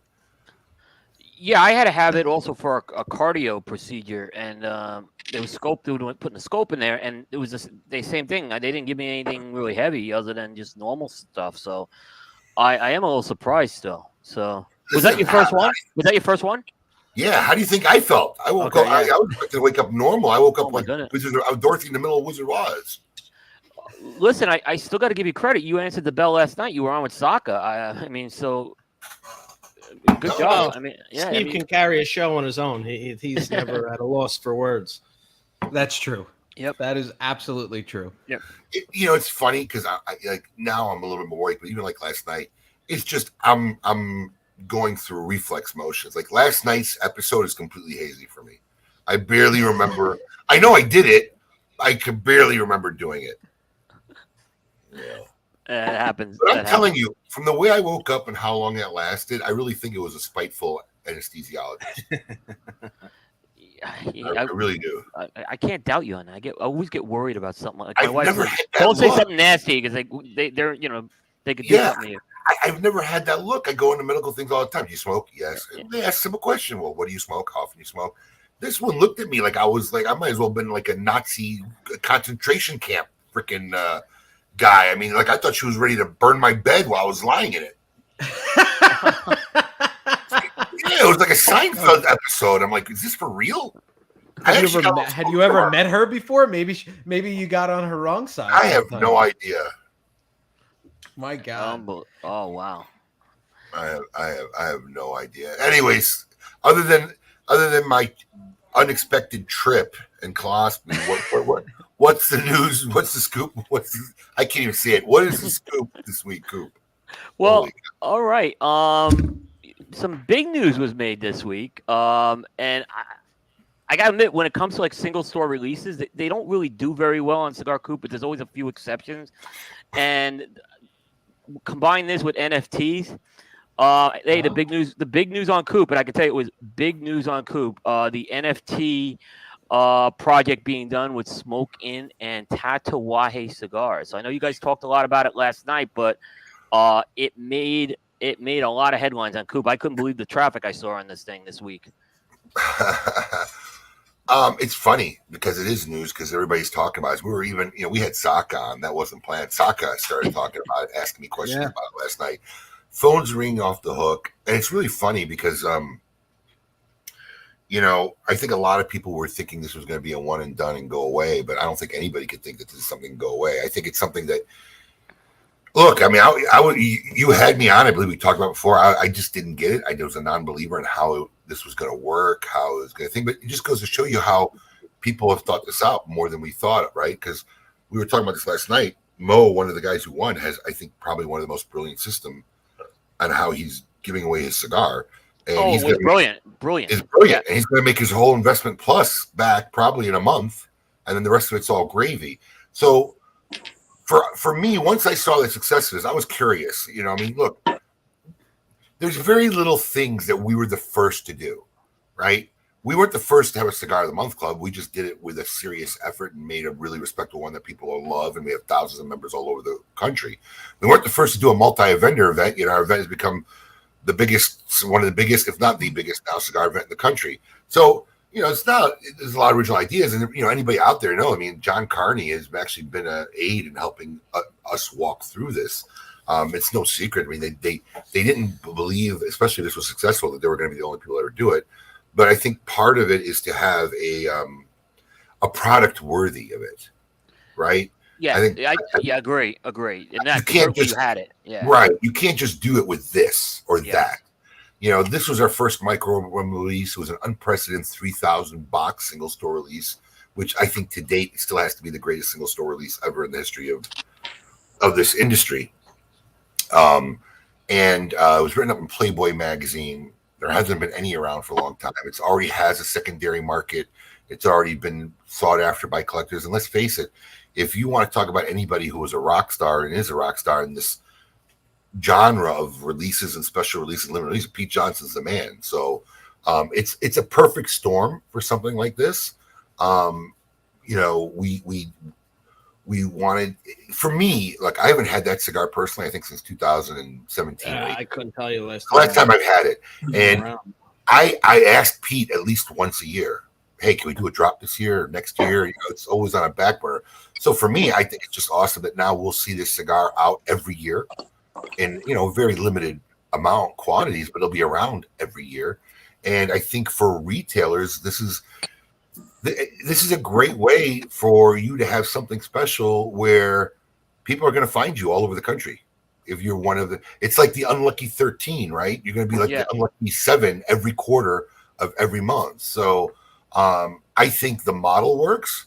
And I think a model works, especially like this, where it's not just, I still don't get what the attraction is with a digital piece of art, you know, that you own on a blockchain. I don't get it. We're doing it, but the value from my end is the actual availability of the product and the special 60 count humidor that Pete's working on. That's what the value is. I mean, I don't even get it so much. One of the things I really want to do, which everybody was telling me is unnecessary, is when what we're doing differently is we're creating actually 7 original pieces of art. So you're not going to get like the same image numbered differently. Each person will get a unique, artistically done Tatuaje Anarchy image. But like one of the things I said is, listen, whatever image they get, including the NFT, we're going to send them a canvas so they can actually hang it on their wall. It's a moot point and it's not necessary. That's how much I just don't understand the NFT side of it. Right, you need a physical attribute to it. But for me, the value of having that product. I mean, the initial plan. Sorry, Alex. The initial plan was we were going to release more NFTs because I was determined to buy 3 just for our store. And it really wasn't until afterwards we started thinking about it. I went to Alex. I said, Alex, I can't bid on these. It's like, why not? Because, in his mind, he thought the fairest way would be that we would bid it. I said, it's not ethically compatible because Pete and I are partners and they'll realize that, no matter what I bid, I'm probably going to be paying less than what they're going to pay. So we scaled it down to where we just gave ourselves 1 and let the other 6 go on the free market. Because there's no way I would let this happen without our store at least having one of these. We were, the creator of that whole line and brand. Yeah, you want to have the cigar. Yes. Yeah. So there was no universe when that was going to happen. So no, what I was going to say was, in thinking about it, like especially if I'm a retailer bidding on this and winning the bid, that canvas is something I'd want to hang in my store so people know that, hey, this is one of the exclusive 6 places where you can actually get this cigar. Yeah, you're right. You're right, because people follow that brand. They'll follow that brand, and when they see that, they'll recognize it. Yeah. Listen, all I know is toward the end of its vibrancy or where it was around, we had that cigar in a rare and vintage room, I think, going for $20 and $25 at the very end of it when we had any left. And they were buying them and putting them, and we were seeing them on the aftermarket for 100 plus. So we already know there's a secondary market for this, and where I was talking with Alex last night. I said, look, I'm going to be the last guy to sell ours because I'm going to see where the other 6 want to determine where the market is, because that's And it's going to be one of those things where just the people in the market will demand, will set where where retailers are willing to sell them. I think the way that I forgot the name of the shop, but the way that one shop is doing it is actually extremely, extremely brilliant. It was Sons, yeah. He's giving them all away. I mean, in a raffle, but he doesn't even have to worry about creating that market value for it. Now, instead of worrying about whether I have to find out whether I could buy it for $50 or $100, for $20, I can get at the very least a chance at a 5-pack. The odds are very interesting. The odds are very low, but it's like Powerball is the way I was looking at. People will play Powerball, right? So why wouldn't you play $20 and take a shot at this? Yeah, the odds are way better than Powerball. Well, I'm just saying the odds. They're very low odds. I mean, I think the highest odds are for that first tier. It's like 0.1% that you'll have a shot to win. The raffle tickets are $20. Listen, Coop. Yeah. At worst case scenario, he's got 5 prizes if he sells 5,000 tickets. Right. Yeah, no, he does. I don't think he'll sell 5,000 between now and October. That's tough. I don't think they have the marketing on him to do it. That's just my opinion. The marketing's already been done. It's already been talked about. If you're out there, he's only one of 7 places to find it. Yeah, and Coop, you're thinking he has to find 5,000 people. He doesn't. I see what he's saying. A lot of people just drop $100 for 5 chances. Right. I see that. That's a fair point. Talking about, you need to find 1,100, 1,200, 1,300 people. It's a very well thought out. Listen, the first thing I texted Alex and Matt was, I love this guy. This guy thinks this was brilliant. It was brilliant. Yeah, I gotta say, he makes it so that the masses had a chance, and not just. I mean, we could have done that with our soccer ashtrays. I could have made packages that were $1,500, and anybody willing to pay $1,500 gets it, and then great, I make 6 people happy, right? But we give everybody a chance to win. Then all you had to do is buy a 5-pack, and we sold a lot of 5-packs. So I love his format, but it just goes to show you the creativity of retailers, right? I mean, here I am. I'm making fun of it. I would have never thought of that. I mean, maybe I would have if I put up the money. But I didn't get that chance where I had to think of something like that. But this guy was brilliant. I believe he'll make his investment back within 1 month, and the rest of it's just gravy. He won't have to worry whether there's a market for it for $100 or more. He can aggressively sell them, he can aggressively sell them. So stupid. Yeah, that's why I thought it was a great move. I said stupid. I meant to say genius. Do you see how much? I know what you meant. I know. Holy cow! I know what you meant. Yeah. Abe, question for you. So you got one of the NFTs, right? And is there a financial piece that you have to invest into this blockchain to get it started, or is it just simply creating the art and then putting it out there? No, you have to create the art, and then you have to submit the art to them to convert it into some kind of blockchain deal. Okay. So the clearinghouse handles it, they house it, they get it, and technically, all the blockchains will be assigned to us, and then the transfer will happen from us to 6 other retailers on the auction. Okay. So there's a middle company, Eureka. In fact, we're using the same company that John recommended. They seem like great people so far. We're waiting on the final paperwork, but they seem like very organized, very on the ball people. Right. And their auctions seem to flow really smooth. So I see no reason to experiment and look for other companies. Then the chain gets transferred to the buyer. Then there's a special store that the chain recognizes. So as long as you own the NFT, so you have to create a, what is it called? Wallet, Alex? Yeah, coin wallet. You have to create a coin wallet because this is where it exists. And then when you go to make your monthly purchases, where with ours will be a quarterly purchase, it recognizes the chain in your wallet and it lets you in to make the purchase. If you ever sell the art and the blockchain, then it won't recognize you and it'll know it's not there in the new right.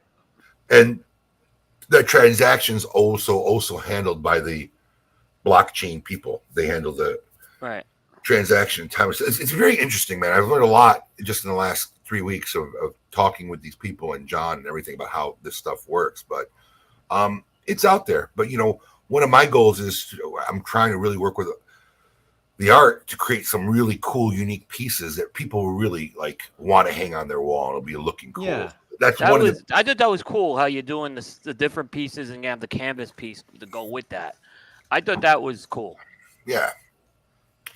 So it'll be and what's cool is Pete is uberly excited about this. He's been showing me some band work and his thought on boxes. And look, people don't realize, and I mentioned it last night, we were very attached to that project. It was a really big project for the both of us. In fact, we were teasing Jordan Gutterman the other day because he reached out to me after he heard about the press release. And I said, we both were just talking the other day how you still didn't mention as like Tatuai Anarchy, one of the top 50 things that happened in the cigar industry when he had his top 50 a couple of years ago. How could that not been on there? So it's exciting to work with Pete on this because we both are very passionate about this particular launch and release.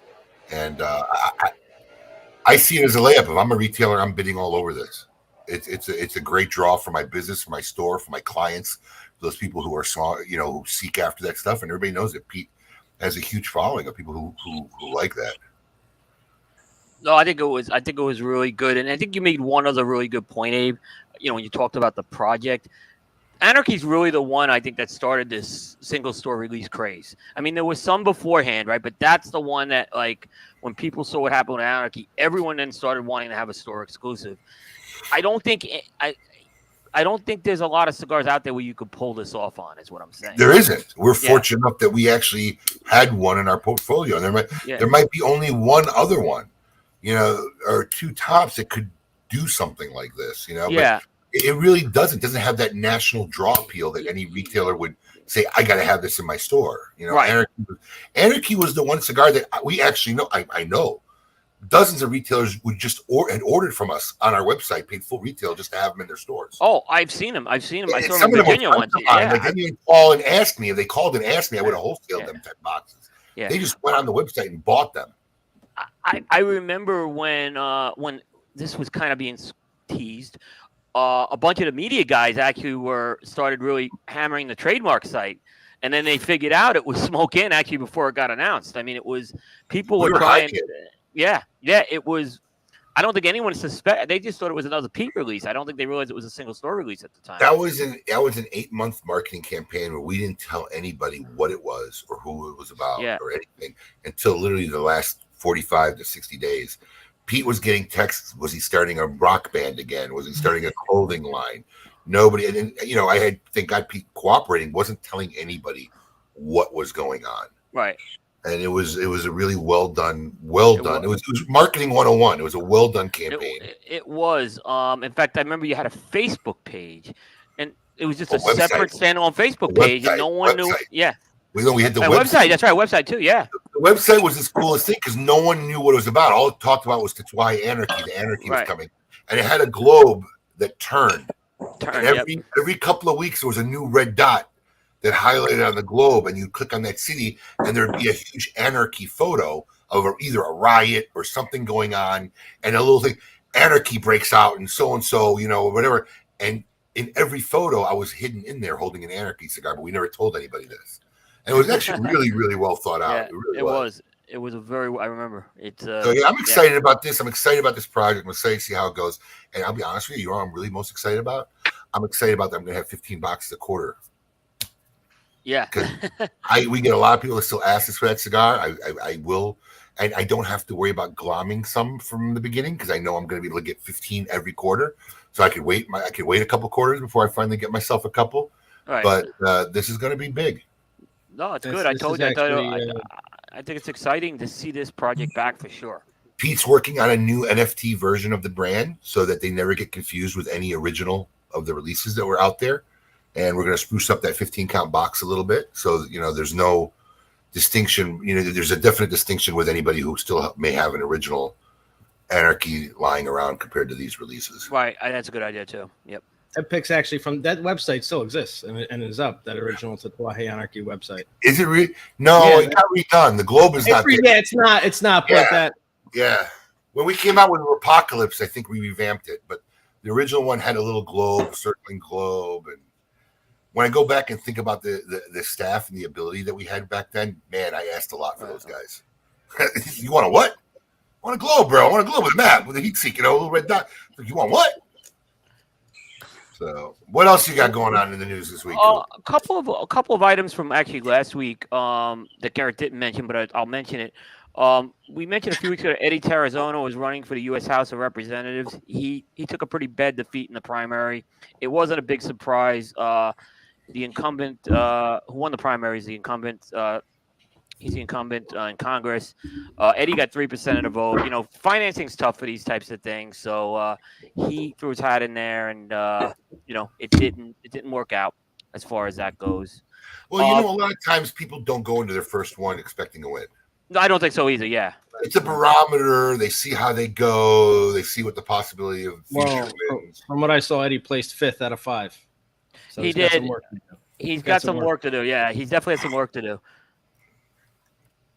But, to answer Dan LeBeau, I answered the question, but in case you didn't hear it, when you sell the NFT, you actually sell the literal blockchain that it's assigned to. So yes, it disappears from your wallet, and then the new person who buys the NFT gets the access to those 15 quarterly boxes of cigars and the digital art.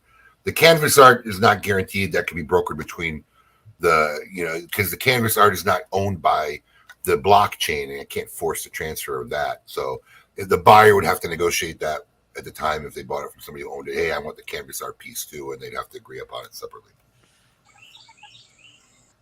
What else you got going on, Coop? Oh, just another piece of Terrazona news that may be of interest to folks. So there was actually in Terrazona Cigars, there was another partner. His name is Mario Caraballo. He has left Terrazona Cigars and is forming his own company. So it was kind of a rough week for Eddie last week with the news of losing the primary and then losing his partner. No details were given. A lot of people thought that Eddie's partner might have been a lot of the money behind the company, so it will be interesting to see how that goes.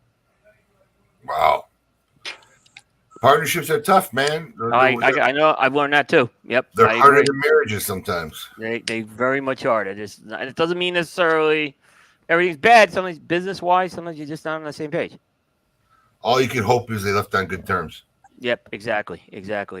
What else you got going on, Coop? Last piece of news comes from Caffey 1901 Cigars. Gabby Caffey, the owner, earlier this year announced he was on KMA, and he talked about leaving Honduras and going to move his production to the Dominican Republic. And he's working with La Aurora. And when you move in production like that, you just can't get the same tobacco. So now he's leveraging a lot more of the La Aurora tobaccos. So the 4 core lines of the Caffey 1901 portfolio have been rebranded. That's the Connecticut, the DF Maduro, the Sumatra, and the San Andreas. And there's a 5th blend coming out, which is the Serie L to celebrate his 50th birthday. And that's going to be an all Dominican cigar. So the interesting thing is you look at these cigars, they're completely different blends. In fact, there's no Honduran tobacco in any of these 5 blends. He's changed the packaging, and he's working with a good factory, so we'll see how that goes. Interesting. Yep. All right. Well, there you have it. There, Abe. I know what you did. Just make sure you had it right. I'm a little out of it, bro. I got to double check my shit. It's not on my sheet. That's funny, bro. I don't trust any of my memories these days. Well, that's the Scoop with Coop this week. Please check out cigar-coop.com. Cigar-coop.com. The most up-to-date news and man, I am out of it. The up-to-date news and reviews, all teaser and rumor-free. Thank you, Cooper. Thank you for your contribution this week. And now it is time for what I just had to check my piece of paper for. Tale of the Tape, Season 5. Best movie villains ever. Hold on, I'm 100% not ready. I was trying to fix something. Okay, give it an intro again. Time for Tale of the Tape, Season 5, the best movie villains ever.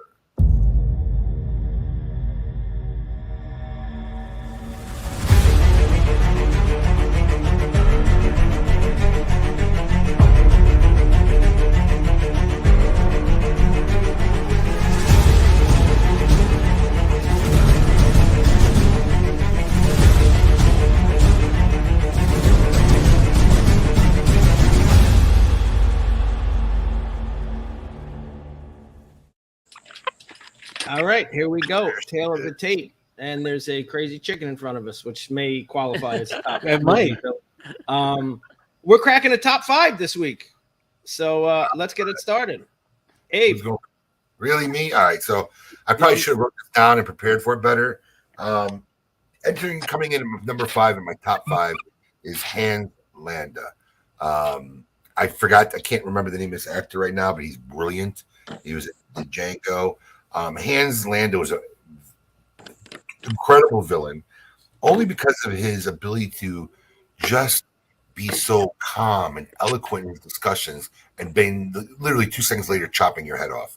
It's the type of guy who you really hated in the movie, despised in the movie, and I think has to go down as one of the top 5 villains of all time. Good pick. From Inglourious Bastards, right? Yes. Django. I thought you said Django. No, he was also in Django. That's what I said. Okay. He was also. This guy's a brilliant actor. I can't. His name's. I'm trying to find it. Thank you. Yep. He's a brilliant actor, and his portrayal in that character, man, really was somebody you really wanted to hate and despise. But his just ability to, be so calm and serene and make you feel like, oh, I'm your friend. I'm here to help you, and then basically just becomes a butcher. Right. Later. It was brilliant. Take it away, Paul. Oh, all right. Well, this week, I don't think it's any surprise. Another Disney villain tops my list. I'm not saying they're all going to be Disney villains, but of all the Disney villains, and she's in the rankings. She's got to be in the top 5. But of course, classic from oh God, where is she from? Snow White, Maleficent. Appears in basically any appearance of a Disney villain. She's got to be there. She's kind of like the staple of Disney villains. Of course, if you're a Disney World fan, she's the center of, and I'm sorry, from Sleeping Beauty, but she's the center of Fantasmic, which will be opening up again at Hollywood Studios soon. So enjoy that. They're in rehearsals now. One of the best shows in all of Disney World. Now, is this the same Maleficent that's portrayed by Angelina Jolie in the movies? Yeah, so when she does they make her almost out to be good. Right. Well, she started good. She turned bad. She turned evil. Maleficent started out good and turned bad? Yeah, this is the prequel to... Oh, so she's a complex character. Beauty. This is kind of like Wicked, like how she became the evil Maleficent later on. And destroyed, tried to destroy Sleeping Beauty's life. Okay. All right. So coming in at number 5 for me is Hans Gruber of Die Hard fame. I know he's landed on Abe's list. Just a great, your Eastern German intellectual villain. What I like about him is he kind of provided a battle of wits in a movie that was otherwise would have been just a straight action movie. Very calm, cool, and collected, and kind of provided that intellectual touch to an otherwise Bruce Willis action movie. I agree. Koopa. All right. So this one was mentioned. I believe it was on Abe's list. I have it at number 5. It's Hannibal Lecter. And I'm getting scared, Abe. We have a lot of these characters on the list. Yeah, did you like how wrong you were last week? I thought for sure you were going to butcher me over that one, and you had it. I was like, I couldn't believe it. Not even had it. The same number. Yeah, the same number. I was like blown away. So good job. Hey, Hannibal Lecter, I took it from Silence of the Lambs because we're going by one movie, but yes, I might have gone higher if we were going across the because there were other Hannibal Lecter type of movies they've done. But Silence of the Lambs is the one everyone knows. Just a great psychological, cold, that picture right there is bone chilling. Yeah. Oh my goodness, it is bone chilling. One of the, by the way, a fantastic movie. 1991 was the year of all the great, like horror type of thriller movies. That was Cape Fear the same year. But Hopkins' performance of this is, I think, his best performance. And like I said, there's no doubt you know this is the villain. Now you may say, Abe, you brought the point about Buffalo Bill maybe being the more like villainy type of character. Well, I don't think he had the specter. I don't think he had the specter of Hannibal Lecter. No, but he's definitely worth a mention. That was a creepy dude. He was. Yeah, he was. I mean, listen, there was a lot of people who struggled that didn't make my list, and Buffalo Bill was one of them. Yeah, dude. Yeah. So, just real quick, Paul, I want you to put that list back up. I want to explain something to everyone. I know you may see something. So, we have a graphic artist who's great. He makes great artwork. Sometimes his brain malfunctions. I think in this case, having two Hanses at number 5. I think he's a ketamine user. I think having two Hanses at number 5 set his brain into reset mode. Abe's number 5 Hans is Hans Landa, not Hans Gruber. Mm-hmm. That's funny. The image is right. He just didn't change the name. Unbelievable. Wait, can you put that up again? I want to see how many of us have the same. We have Hans Gruber's that's been on there a couple times. Hannibal Lecter that's already been on there a couple times. Nurse Ratchet. And then there's Paul's list. I feel like there's still hope that one of you will pick a Disney character. So out of 10 so far, the 3 of us picked 3 of the same people. Yeah. Interesting. I'm gonna go teaser free, Paul. There will not be a Disney character on my list. Okay, because I didn't go with any animated characters. I'm gonna be honest with you.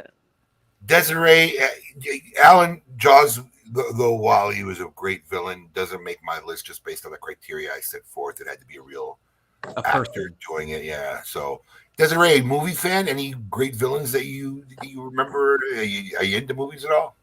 I am, and I've been thinking about this since you guys have been talking. So I would go with Thanos and Loki. Nice. Thanos was originally on my list. Yep. Because I had to read back and realize that was all CGI. Now it was CGI that he came in and read the lines for, so he gets face right. But I didn't realize it was all CGI because it looked like him. But he never was on a stage performing or in a screen performing. So I technically had to take Thanos off my list. Okay, then you have your Jasons and your Michael Myers. None of the horror genre made my list. The one, if I had to pick one, probably would have been Freddy Krueger because I think he scared me the most growing up. Yeah, I'm a big sci-fi person, so Darth Vader is definitely on my list too. Darth Vader made someone's list, I thought. He was on my list. Yeah. Darth Vader was on my list. All right, well, there you have it. Team Tale Season 5, 4 more weeks ahead until we find out who our number 1 choices are. Now, as we close every KMA episode, and we have a segment brought to you by the fine folks over at Gurkha Cigars. We're about to find out if Desiree, which she would rather. All right.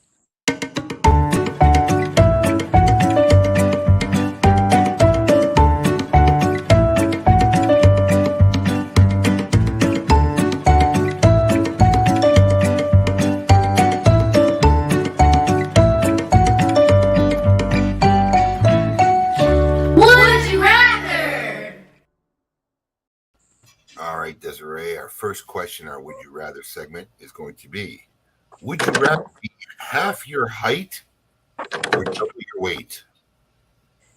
Half my height. How tall are you? I'm 5'8". Oof. Yeah. That puts you about 3 feet tall almost. Yeah, but I would be over 400 pounds if I was double my weight. So I'm going with half my height. All right, so we're gonna find out a little bit about you on this question. Would you rather be forced? I want Paul to answer this too. Oh boy. Would you rather be forced to sing along or dance to every single song when you hear it? I'll do both together. Really? All right. Well, this woman is not afraid. Not afraid. Paul, I'm gonna guess you're gonna go sing. Why would? Yeah, have you ever been around me? I sing everything that's playing. It drives my wife's insane. I was singing something this morning from I think the Bluey theme song, but yeah, I sing everything. Yeah, I'm gonna put my Carlton out there. There you go. All right, and here's the last one. This was a tough one. We'll see the toughest for last. Would you rather walk in on your parents or have them walk in on you? Oh, gross. That's a tough one. I'd rather walk in on them. Yeah. Yeah, I think me too. Yeah. No. Paul, they might die of shock. I don't want to talk about this.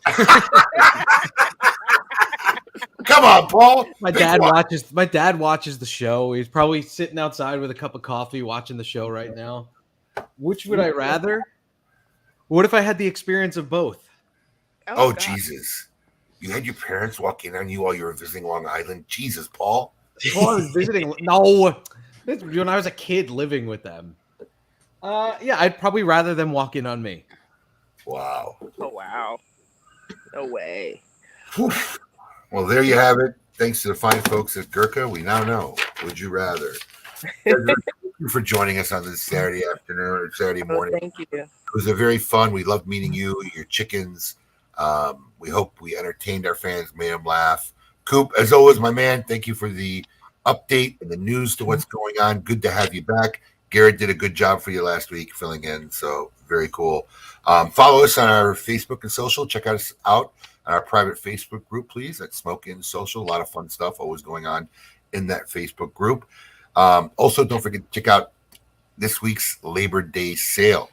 Okay, we have a 20% off site-wide sale going on. Visit smokein.com. Next week, we have the Smoke In Tobacco Takeover. Going to be interesting. Matt and Nicole Tobacco will be broadcasting the KMA live episode with their own very special guests. Everything else will be in the same format.